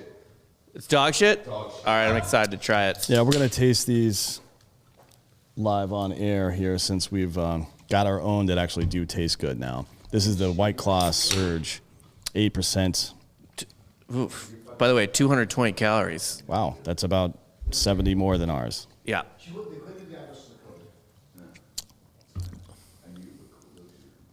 Oh, boy, that's bad. It's still just like... That does not taste... I don't want this. This tastes terrible. That's like a Four Loko, man. Yeah. It's still just... The thing I don't like about White Claw in general, even though It tastes like TV static? Dude, no. Someone said it the other day. That was really funny, though. TV static and someone shouting the fucking flavor down the hallway or whatever. Oh, yeah. To me, it's overly sugared. Some of them are, yeah. Like it really... And this is no different. In fact, it feels like they upped it to... hide the extra alcohol. Probably, yeah. I mean, that's the thing, right? If your stuff tastes like shit, just add sugar to it. Yeah. But that's not what I want. No. Okay, another out, but it will not be a strikeout for Scherzer, who is about... He's getting a little more economical at this point. But this is exactly what you predicted, by the way. So maybe listen to Dan Hollaway about baseball. Maybe a little bit, yeah. Just a little bit. Yeah, Scherzer's at 73 pitches. Yeah, this surge... This White Claw Surge is... yeah, that's terrible. Hey, by the way, Sean, the American Party YouTube thumbnail is in the Dropbox now if you want to go fuck around with it. All right, so we got Justin Williams up, who may have the worst arm in baseball. Man, that's not only was the throw shitty, the accuracy wasn't even good. Like, no. You expect one or the other, right? Right. Like if I was playing in a beer league softball game and I knew that me and all my friends had like 3 beers and someone made that throw, we would all still be like, what the fuck, man? Yeah, dude. Like Steve, come on. You may as well just go full Smalls and run it back into the infield. 100 fucking %. Oh, hey, Ross, by the way, did you see these? Suits are in. Oh, yeah. Oh, yeah. They gave you some aviators too. Yeah, there's 2 sets of aviators in there. Oh, you bought the aviators? Okay. And Jesse... She got the Cardinals. yeah. Throw me the red one and the white can. Here's your roses. What do you want? The white pants? Yeah, I got a came with this pair of white pants. Yeah, there's also a bow tie right there for that. Bow tie. Yeah. Rob, and then the aviators. There we go. I will say, if you're not wearing a bow tie at the Kentucky Derby, you're a fucking asshole. Yeah, I'm wearing. I got to find one that matches my getup here. Yeah, they're sold out. Yeah. Something blue. I'll just get a blue one. Just something blue. Yeah, that's fine. Yeah, this is gonna be a fun one.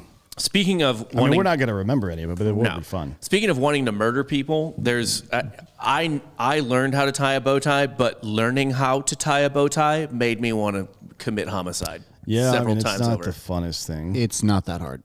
It's not hard. It's just kind of irritating because it's hard. It's hard to show how to do it because you need to learn how to do it from a POV. Yeah. But how do you videotape a POV like that? Because you'd have to do it out in front of you. You have know an what I mean? old man at Men's Warehouse put his arms around you. No, that's something entirely different that you did on your own time. It had nothing to do with the fucking bow tie, asshole.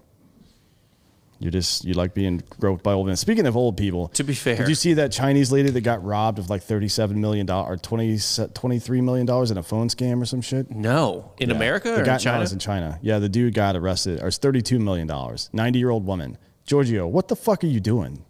Dude, Obviously, you gotta get on this shit. second to this guy because he's killing it. Yeah, well, he's in. Well, he got caught. Now he's in Chinese prison, which is not a great place to It's be. not a probably. good. I don't rank that in my top 5 prisons to be in.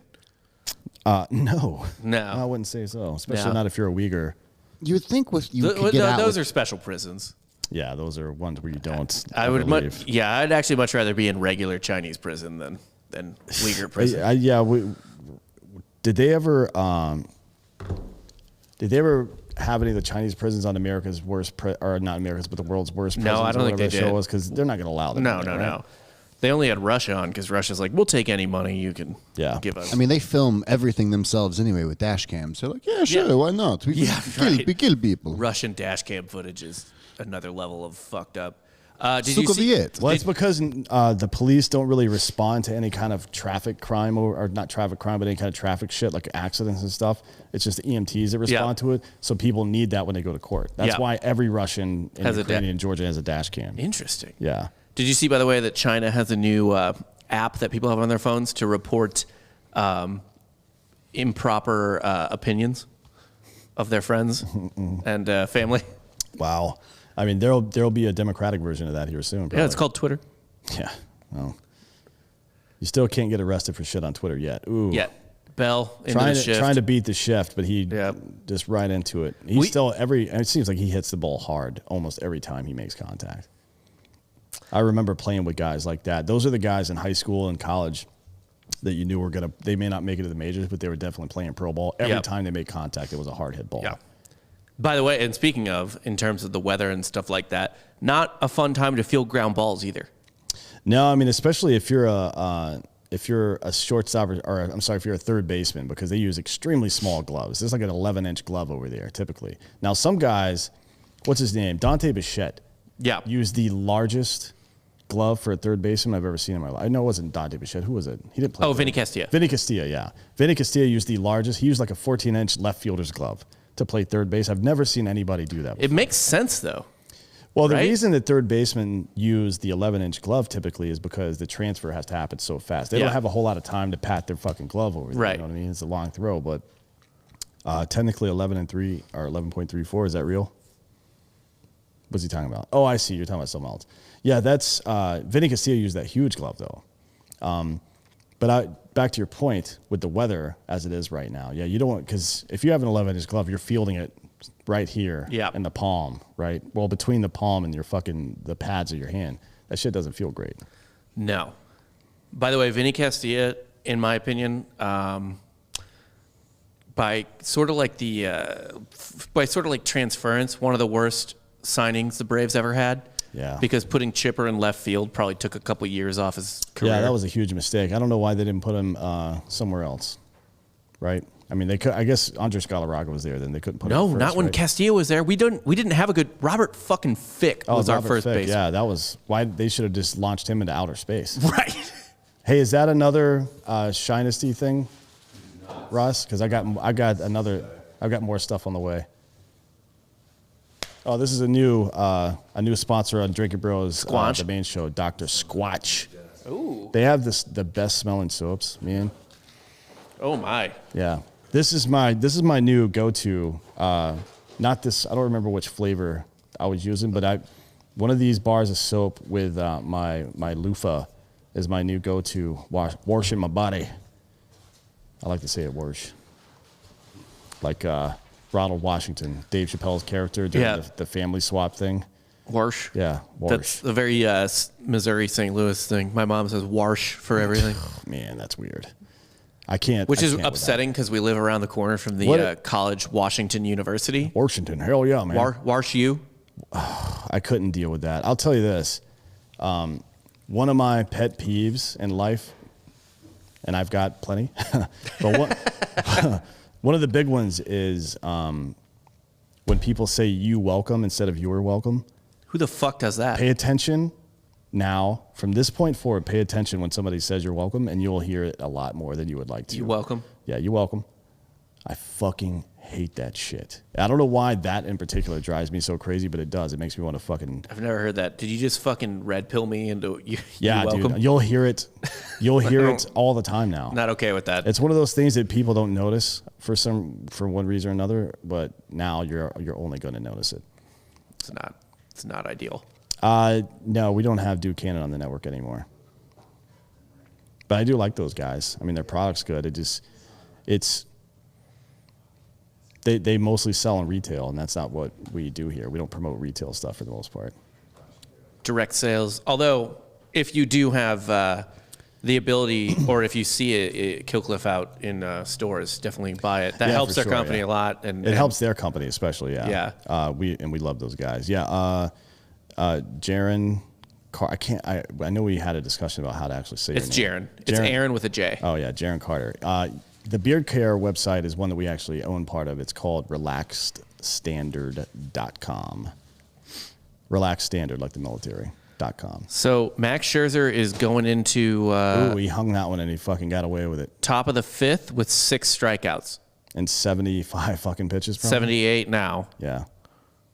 6 strikeouts. Yeah, that's not good. You want somebody to work the count and then fly out. Well, I mean, look, if I'm the pitcher's up now, but if I'm the pitcher right here, if I'm Carlos Martinez, forget about that double you hit earlier. Take however many pitches he throws and then go sit the fuck down. Yeah. It's too late in the game for you to be playing around right now. I mean, this is a guaranteed strikeout. It should be. So he's likely gonna have 7 strikeouts after this. He's gonna need 3 more to top that. So yeah. You don't think soap has flavors? Everything has flavors. Lennox has flavors. Ooh. The different distributions of Lennox are called flavors for a reason, because it's fun and cool to call it that. So get fucked. The wellness company we're talking about earlier, Bill, is going to be great. It's called Resilient, and you'll see stuff for that very soon. By the way, you'll also see our fucking seltzer pretty soon. We're finalizing all that shit right now. We're giving you things to mess up your body and then heal your body. We got you covered. I guess. I mean, my body's doing great, and I've been boozing it up for a while. Yeah, that's... And we still don't believe you're human, so... That's true. I may be a fucking superhero. It's hard to say. AJ Brown says, go Cardinals. Yeah, hopefully they'll go, God damn it. Yeah, they should start Make some going. money. They should start going. If you want to touch up Scherzer here so we can get the fuck out of the game and not get 3 more strikeouts. You don't really even need to touch him up. You just need to get him to 100 pitches. Yeah. What is he at, 81 now? Yeah, I think so.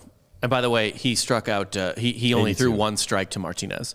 Yeah, for sure. I mean, Martinez should have just taken every pitch. Yeah, and let it go to 5 pitches, but whatever. Look at this wind. Look at the wind right now. Yeah, the wind is really going. They actually called time right there because the wind was blowing so hard. I will say, by the way, as a quick side, love these Nats hats. Yeah, they're good. They're different for sure. I like them way better than the Walgreens hats. Yeah, that Walgreens hat is an embarrassment to all the sports. It's so fucking bad. How did it last for so fucking long, too? It's still there. Like, they still use it. Yeah. Dancing Rick, will the seltzer be available in Arizona? It will be available everywhere, my man. On the interwebs. On the interwebs. Yeah, it'll be available. Isn't it nuts how, by the way, that we're like, man, Scherzer, nothing's breaking right, blah, blah, blah, 1 run, 7 strikeouts on a start that we're like, where he doesn't have his good stuff. Yeah. You know what I mean? But also the Cardinals have not exactly been lighting it up lately, right? No, they haven't. And their offense is a little, like we said, Goldschmidt's still a pro hitter, but he's on the backslide of his career, for sure. For sure, yeah. You know, and that's where you got to start guessing, and you'll see it. I mean, you've seen it with Pujols, too. He has to guess more and get out in front of balls, so he pops it up a little bit more. Yeah. Hits a lot. Well, I mean, he's always been a double play candidate, but he also rolls over the ball a little bit more instead of squaring it up. Oh, this is actually something interesting I saw on Reddit the other day in terms of where Pujols goes after this next year. Oh, a little flare. Trey Got him. Turner's there. He's always so well positioned. Is it worth it for the Cardinals, if he still wants to play, to sign him and just let him go for 700? Pujols, you mean? Yeah. I would say an American League team maybe, but not the Cardinals. Well, they'll have the DH. If they have the DH, then yes. I would do that for sure. Let him hit. I mean, let's just go take a quick look at this, and I'll tell you why I feel that way. Just a second. I'm pulling up Pujols' numbers here, and I looked at this the other day. He's still better than a replacement level player. He's probably 50 years old right now. Like it says he's 41, but there's no way that's true. No. Let's see. Albert Pujols could be my father. He's only hitting 233 right now, but he's got 2 home runs and 6 RBI right now. I mean, he's on pace to hit probably 25 home runs this year. If you just let him swing and Yeah. And he's still not striking out. The only problem is less than 10% of his at bats end in strikeouts still at this age. Yeah. I mean, that's wild. To be honest, if he got on a team and they just said, "Hey, we don't give a fuck about anything but home runs, start hitting home runs," he would probably hit more. Yeah. You know what I mean? Actually, one of my favorite Chipper Jones quotes of all time, it was really kind of not a lot of people pay attention to it, but it was when Chipper was winning the batting title in like 07, 08. It was one of those 2 years. I think it was 07. He had like 343 or some shit. 60 something, I think. Was it 360? Yeah. It was the year he was hitting 400 into June. Yeah. Anyway, they were talking to him about it when they were playing 2008, 364. When they were playing the Cardinals, and he was like, guys like me and Albert, was like, because they're asking about his diminished like home run power, and he was like, look, I could still hit 35 home runs a year, but my average would be like 250. Right. He's like, I just have to sell out to do it, and he's like, I think I'm better doing it this way. Yeah. So for Pujols, forget about last year. Last year was weird, but in 2019, 0.2 WAR for offense, 0.2 WAR for 2018 as well, and then 17 was actually a bad year. But before that, he's in the low ones typically. That's still better than a replacement level player. Right. Technically speaking, right? Right. Well, and then you got the prestige and the sort of excitement of when's the last time someone hit 700 home runs? Yeah. Who wasn't on steroids? I mean, it's an interesting thing to think about whether or not the Cardinals or whatever team, even if he just stayed with the Angels, which I don't think. But didn't his wife leak that he was going to fucking retire or some shit? She kind of did. Or is she just trying to pull a fucking thing where Biden forced Obama's hand with the gay marriage thing? You know what I mean? Like where he said it on TV and Obama's like, what the fuck, dude? Yeah, now I got to be for this? We were trying to have a meeting about that. I don't understand why Pujols is still playing first base. Honestly. Oh, the Angels starting first baseman's hurt right now. So they have to play him. And they DH Ohtani a lot too, right? I think so, but Pujols is typically not every day, but he's their DH a lot. Yeah. And the reason he's starting at first right now is because their starting first baseman is hurt. Interesting. Well, we're in the bottom of the 5th right now. Still a 1-0 game. Nats are up 1. If you're still peeking at that fucking live line, you can probably get a good deal right now. Let's look and see what it is. Reds. You think at some point it might go back down? I mean, the odds certainly change, right? Yeah. Martinez, by the way, still pretty efficient. 57 pitches. There's no outs in the 5th, but he's looked good today. Actually, honestly, the Nats have just looked bad. I think more than anything. They certainly have, but there's the live line on this game is suspended right now. I don't know if it'll come back or not. We'll see. Yeah, it happens sometimes when you're in the middle of a situation. Like if this guy gets on, that'll change it.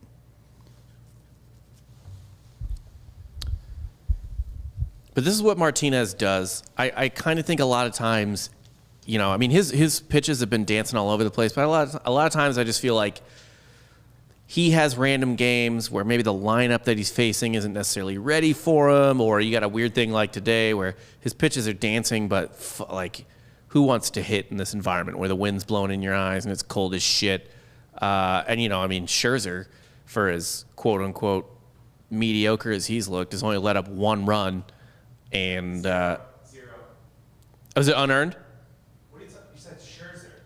Scherzer hasn't given up a run. Oh, I'm sorry. Yeah, Scherzer's given up 0. Martinez only given up 1.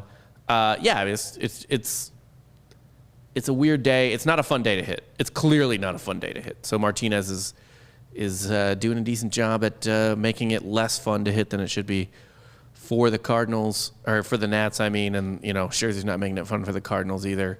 I wanted to get a little drunk today for this, more than usual. Giorgio and Dan would say I'm always having a few drinks, but in honor of Mike Shannon calling a Cardinals game, I just wanted to be a little boozed up. Oh man, is that staying in play? He's a great actor, Michael Shannon. Michael Shannon went out of play. Fuck, I wish that would have stayed in play and been a hit. Why? Because it would have been funny. A little excuse me fucking swing. I love that. But no. But yeah, you got to get drunk when you're calling the Cardinals, whether you're Mike Shannon or the late great Jack Buck. This is actually something I think you should have to let the ball play out. You shouldn't be able to keep it foul, like the Cardinals catcher just did. It's not Molina today. I think you should have to watch it. You should have to let it get to the base before you can touch it, unless it's clear, unless it's fair already. You shouldn't be able to smack it so it stays foul. Why the hell not? Yeah, it's a good play. Fuck that.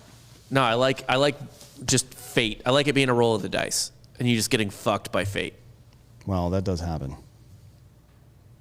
from time to time. Every once in a while. Live line's back up. It's at plus 265 Cardinals right now. So it dipped a little bit. Yeah. Well, actually, it dipped all the way down to 245 and came back up to 265. Oh, shit. So we'll see how it goes. I mean, this is a long at bat right here. This is the kind of at bat in the middle part of the game that goes deep into the count, and then extra pitches with the guy fouling off that can really fuck you up. You want to get into this Cardinals bullpen. It's not a good bullpen. Ooh, and There you it go. is. There Beat it the is. shift. Look at that. That's a double. He's kind of big. I think he might be out.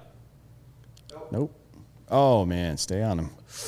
They might review that in case he popped up. Look at that big boy double.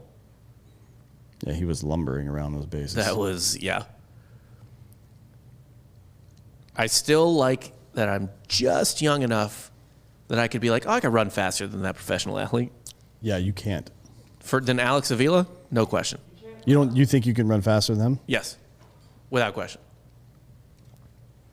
You're 40. I'm 35. You cocksucker. I mean, yeah, it looked like he stayed on. Looked like his knee stayed on. But his left foot for sure came off. Yeah, he popped up a little bit. Look at him. Look at this doughboy. Does he run except on that play? No. Probably not. I mean, he's a catcher. He spends most of his time sitting up and Right. shit like that. Victor Robles is up. He got walked in his first at bat. This is interesting. You got the pitcher spot coming up next. They're definitely not taking Scherzer out right now. There's no way. So he's going to have to get at least one more at bat. Well, they don't. This isn't the type of game where you need the win that bad, right? Like, No. so bad that you're going to take Scherzer, who's shutting out the Cardinals so far through 5. Well, the one thing he is doing today is, at least after the first inning, is throwing strikes. Yeah. I mean, he's got a 2-to-1 ratio right now, which is good.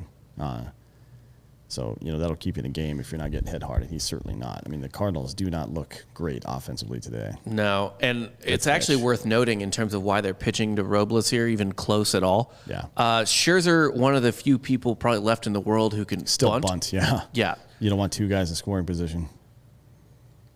Yeah, Which is maybe why you should know how to fucking bunt if you're a pitcher. seems like it could help out in the long run, but Right? who knows? Just maybe. Yeah. That's why they have to give an actual hitter pitches. Yeah, Scherzer's actually a career 223 hitter. And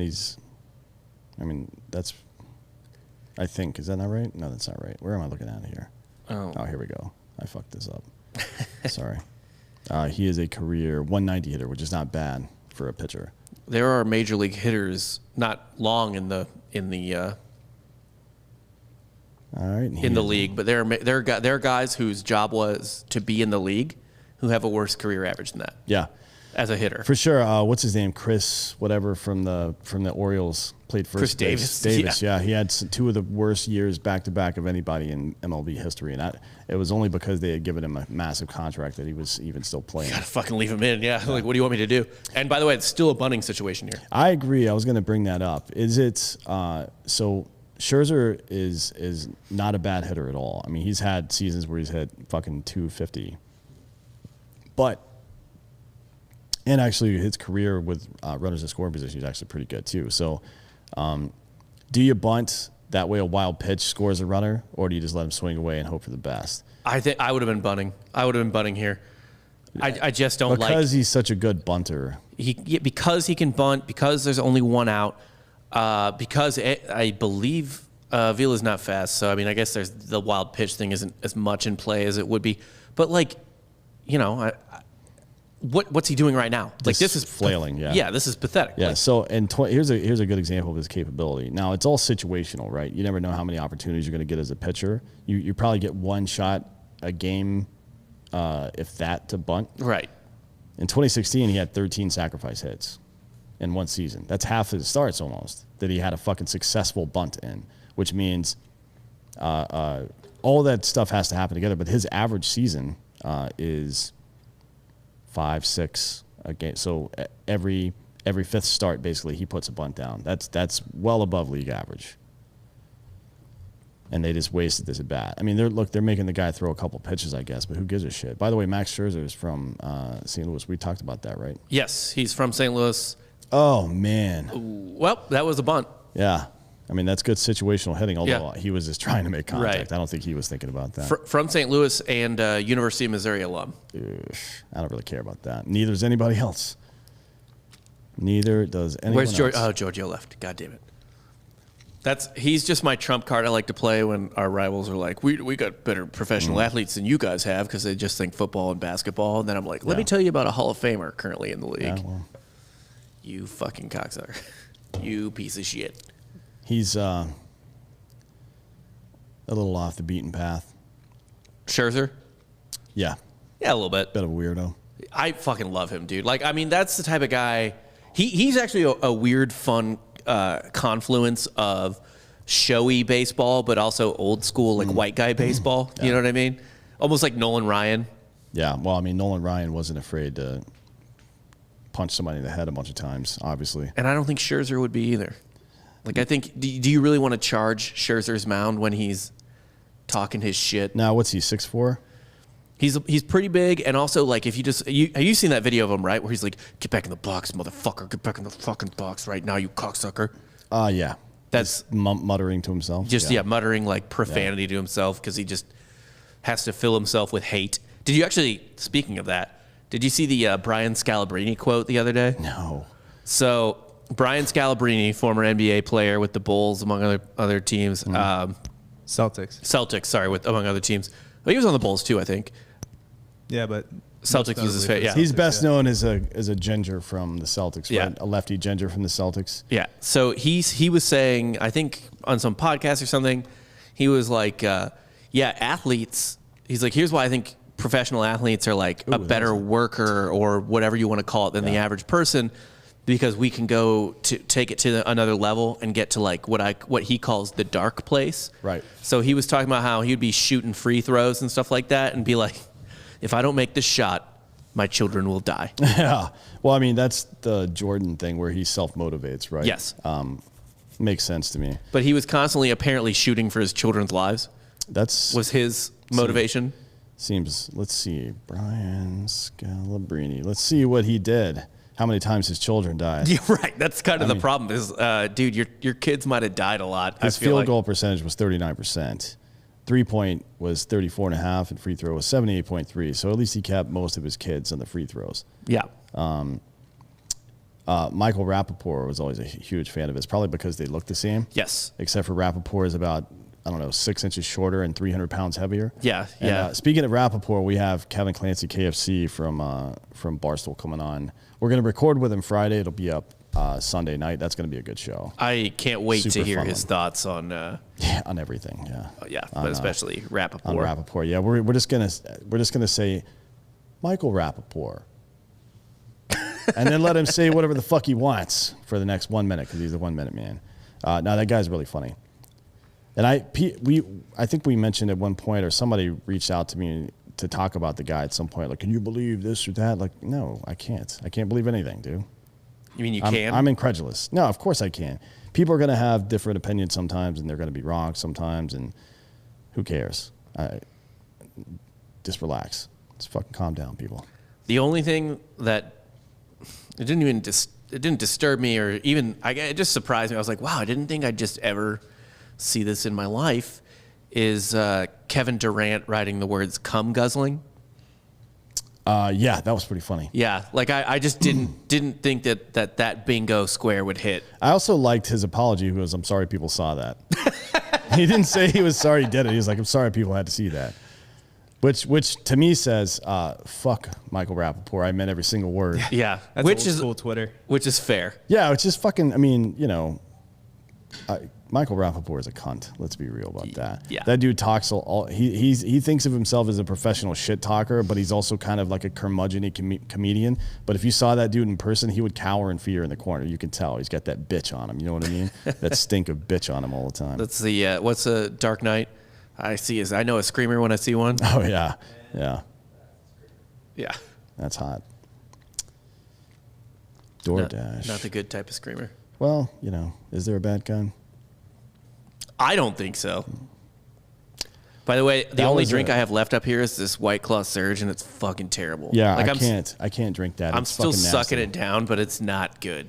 There's a regular White Claw. At least it doesn't taste like cough. I mean, it tastes like static, but it doesn't taste like cough syrup. Yeah, this is literally like what's it called when you lean? Or no, what is it when you just? It's like purple drink. Oh, lean, yeah. Yeah. Wait, don't fucking get things confused. Lean tastes delicious. Okay. I actually mixed Killcliff with lean. Well, I mean, technically, lean is the promethazine and codeine mixed with Sprite and then a Jolly Rancher. That's the technical recipe Okay. for it. But I don't always have a Jolly Rancher on me. I always have Killcliff. Right. You know what I mean? So Yeah. that's what I do. And it combines the fucking soda with the sweetness, too. So it gives it that whole thing. Not that I'm telling people to do that. I'm not a doctor. Ooh, I need Goldie to get on base here. 3-0. 3-0. All right, Yeah. come on, asshole. Take a pitch. Wait, is it total bases? Because Yes. does a base on balls doesn't count as a total base? Yeah, it does. No. Yeah, it does. Yes, it's how many bases you reach. No, that's not. A total base is 1, 2, 3, or 4 based on single, double, triple, home run. No. Yep. 100%. What I need is for this dude to get on base and then Arenado to hit a home run, so I win $300. Oh man. Damn. They did not count as a total base. No, Wow. I'm telling you, it's different. But he's up to 91 pitches now, so you're right. He might make it through the 7th if he can get economical here. Max Scherzer is such a good pitcher, man. Just a pro. That's what I was saying earlier in the game. Guy doesn't have his great stuff, and he's still fucking throwing a great game right now. Nice pick. Josh Bell's he is not a defensive liability at first base. He is a very, very athletic dude. Understands baseball really well, too. I don't know how good he's going to be later in his career. He seems like one of those guys that's going to be Breaks good until down. his early 30s and Yeah. breaks down. But while you got him right now, fucking use that shit. And he's used to taking those throws in the dirt from Harrison because they played together over in Pittsburgh. No, he's definitely a fun guy. The type of guy you want on your team. I mean, like, fuck, dude. I like I told you at some point off air, someone in my league dropped him, and I scooped him up. But he That's was crazy. not necessarily the type of guy I wanted to draft. But like, Yeah. I'll take him off a fucking waiver wire any day of the week. I would draft him later in the rounds. But He's got some sketchy peripherals.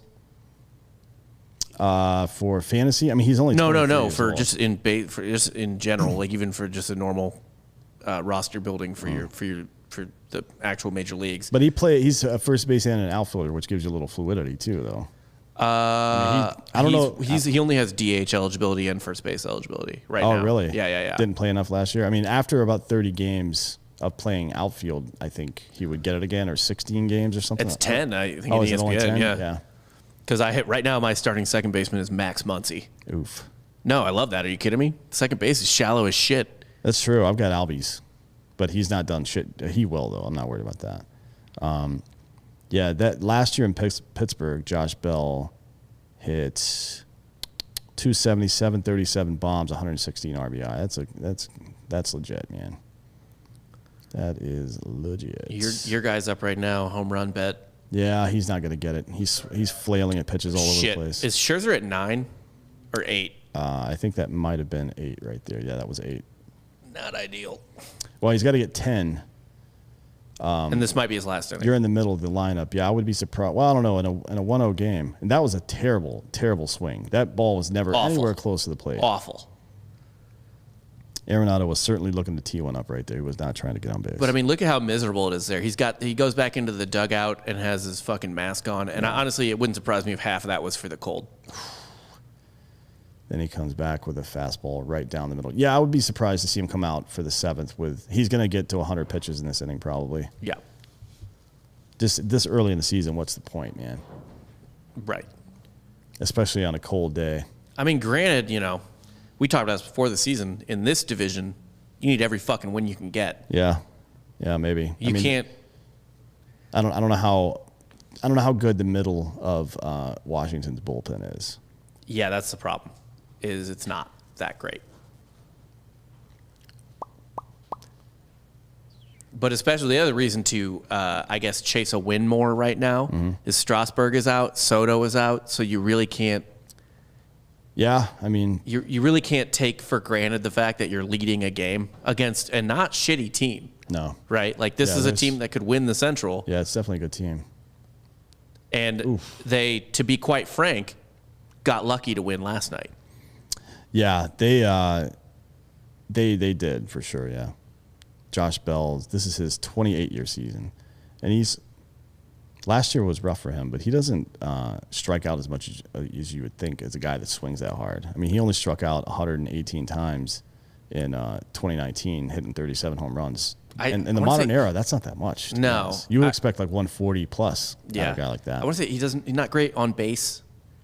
Probably not a great base runner. No, I mean, like, not great getting on base. Getting on base, yeah, his OBP is like in the fucking mid threes. Mid. Sometimes it creeps up above 360, but it hasn't very often in his career.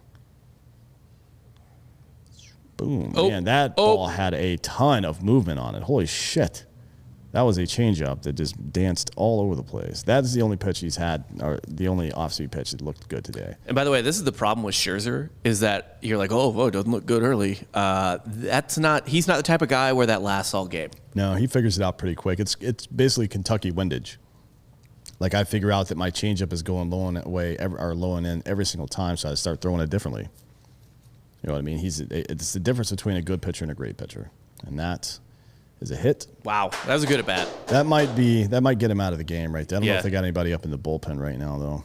I don't remember seeing anyone. This feels like his inning. I mean, a guy in first, and he's already through the middle of the lineup. DeJong is the 4th or 5th hitter. Yeah, he's the 4th. But now you've got this Carlson dude coming up. I don't know much about him, to be honest. He's got 11 RBIs already. Yeah, but he's like fucking 12 years old. Right. This dude's been in the major leagues for like 6 seconds at this point. Yeah, I think you let Max handle it. Yeah, I mean, you definitely want to bring in a reliever and give this kid time to think. All he knows is he's in a pressure situation, and Max Scherzer's pitching. And just dropped a curveball right on him. Yeah, on the first pitch. Bell's defensive WAR has actually been kind of shitty, but he doesn't. Fuck that. As a first baseman, that's kind of hard to quantify. Freeman is usually in the negative. Yeah. Fuck that.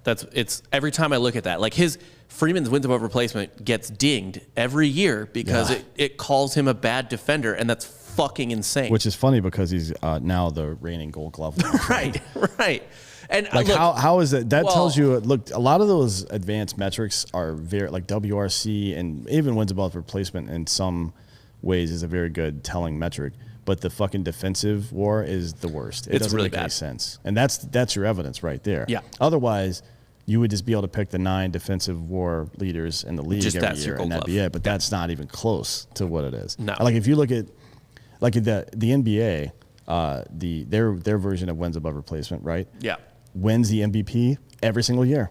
Literally every year. That's how accurate that metric is. Yeah. You know what I mean? And look, believe me when I tell you that these old ass basketball writers, they're not looking at the fucking saber metrics to figure out who the MVP is going to be. They're voting on that shit. So that's how accurate that one is.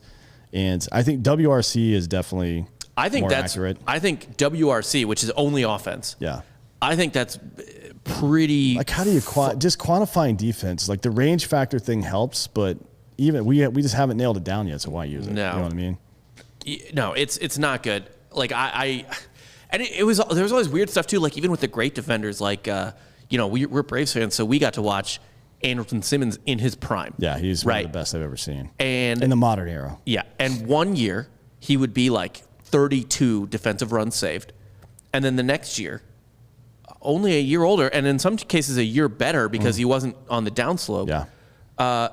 It would be like 8 defensive run saves, and I'd be like, how? How is that? How is there a 25 run difference or whatever the fuck? How could that possibly happen? Can't be. Now I understand some of that. Some of it's situational, Right. but there's no way it would be that big. No, there's no fucking way. As Another strikeout. yeah, That 9. that's 9, but he's not coming back at 109 pitches.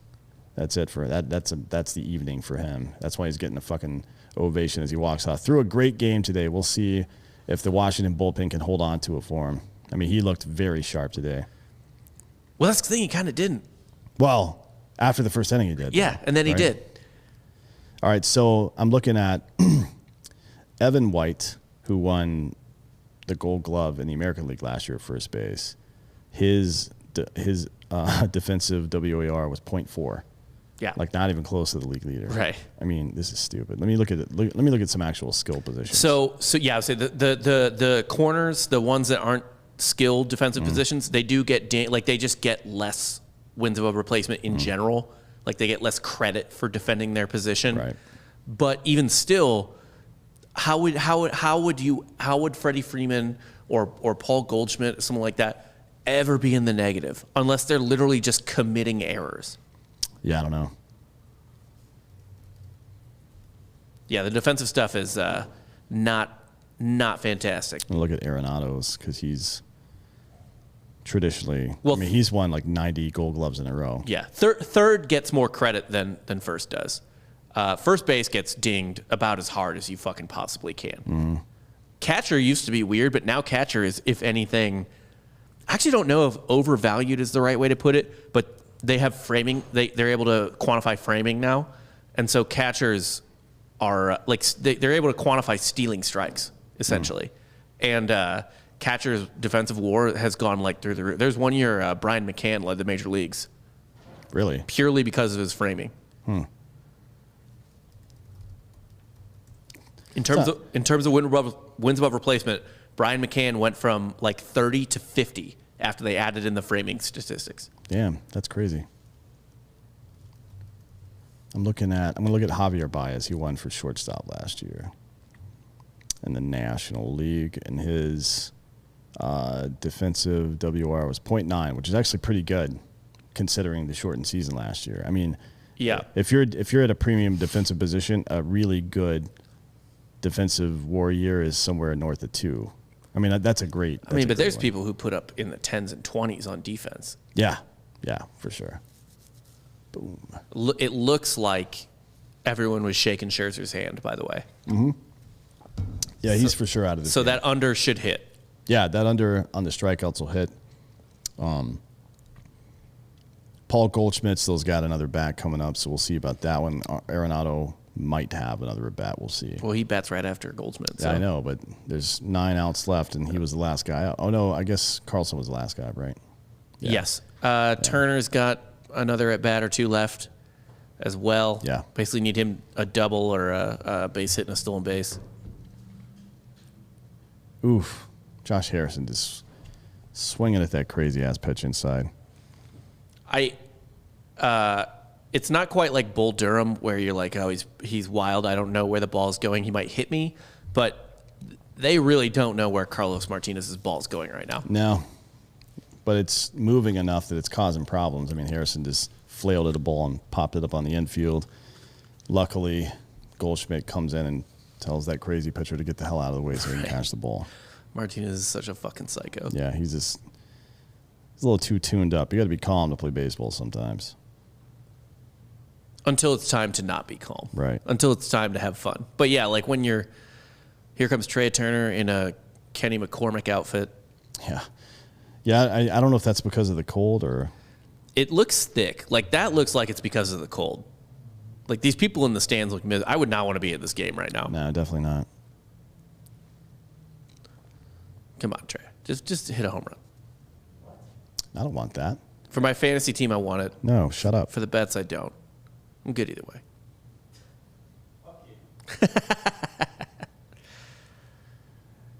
Yeah. Rainey's up in the bullpen. Scherzer's done. That under hits. Cards money line's still in play. Oh, yeah, big time. Game is far from over. And again, we're not going to stay for the whole game because it's going to last too long. Right. Because that's crazy. This game's actually moving by pretty quickly. We've only been on for about 2 hours now. Oh, wow. And we're in the bottom of the 6th. But these games can tend to get long on the back end especially. So. Yeah. Thank God. I will say I was a little skeptical of the 3-batter minimum rule with relievers or whatever, but I actually think that really, once the DH leaves the National League, that will put some strategy back into the game that would have been lost by putting in the DH without doing anything else. Yeah. So I kind of like that. I'm kind of into that trade-off. Yeah, I like it. I mean, what I don't like is ever seeing a pitcher hit ever. Yes. I mean, they don't take it seriously anymore anyway, so what's the fucking point? No, well, that's the thing we're talking about. They don't even take it seriously bunting. Yeah. There's just no point in that even existing anymore. Here comes Bell. Yeah, Josh Bell's coming up with a runner on right now, and I'm not feeling too great about this at bat. I feel like Josh Bell's about to put one 6,000 feet away. This feels like the type of moment where Martinez shits his pants and Cards fans are like, God damn it. Yeah. Yeah, we'll see, right? Oh, Ross, I don't know if you heard, but Mayor Steve Adler here in Austin has launched a new podcast. It's called Walk With Me Austin. To Cabo? Yeah, and hopefully where he's walking is to another fucking city. Cabo. This guy's out of his mind. Yeah. Interesting that he would... Man, I mean, it's like... How bad do you have to suck out loud and not realize that everybody hates you? You know what I mean? Like, I feel like people who are hated know they're hated, right? They either super do or super don't. Because I feel like a lot of them just super don't. I feel like it would be more common that people who aren't actually hated, but only a couple of people don't like him, would feel hated. Oh, He man, stole he that. stole that easy. So there you go. There's your fucking hit and a steal from Trey Turner. Oh, shit. Yeah, the over just hit for Trey Turner. Yeah. Boom. All right, I'm fucking 2 for 4 here. Yep. Wait, did he have another hit? He got a hit to get on. Oh, that a total base is only hitting. It doesn't count steals. Wow, I just did not know that at all. God damn it. Fucking killing me. But he's... That's so stupid. yeah. How could a steal not count for total bases? Yeah, I mean, well, I think they should have a separate category for that. Total bases is how you calculate slugging percentage, right?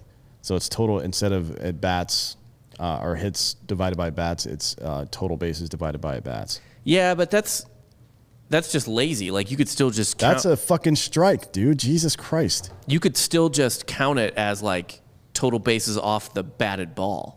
Right. You don't need to fucking I would say add walks and steals to total steals, bases. yeah, because Why- those are things that you did on your own. Yeah. If it's advancing on another hit ball, that's one thing. But if you're advancing on a steal or walk, that seems like it should be counted. Yeah. It doesn't make any sense to me that wouldn't be like you earned that fucking base. Yeah, for sure. I mean, that's certainly something you. If you're in any job, you're trying to quantify your effort and your productivity so you can get paid for that shit, right? I mean, that's a big deal. And I don't think anybody's looking at your steals column They're looking at runs and they're looking at on-base percentage, frankly, for the most part. Well, especially now, no one gives a shit about steals. Yeah. Unless you're doing something crazy. Although, I mean, some of the biggest plays in Major League Baseball history have been steals. Even recently. Yeah. Like, what's his name? The current fucking manager of the Dodgers. Dave Roberts. Stealing that base. Yeah. I mean, that's one of the biggest moments in my life in baseball. Not him stealing, but that whole series. Oh, yeah. Well, what was that 2006? 4. Was it 4? Oh, Yeah. yeah, the first year, yeah. Oh, avoids a double play. Man, Josh Bell's slow as shit, too. Yeah, he's real slow. Good Lord. Or maybe he just wasn't. No, it looked like he was running hard. Well, even in the that legendary A's Royals wild card game in 2014, the Royals stole them to death. Yeah. Because John Lester was a starter for the A's. Yeah. And so he wasn't keeping anybody. He doesn't even look. He doesn't care. And B, in the late innings, Gerard Dyson, who is the other guy? Gore, I forget his first name. Terrence Gore. Those guys were running all over the A's. Yeah. They kept, the running game kept the Royals in that. I get not wanting to wait. I get that not mattering a lot of times over the course of a 162-game season.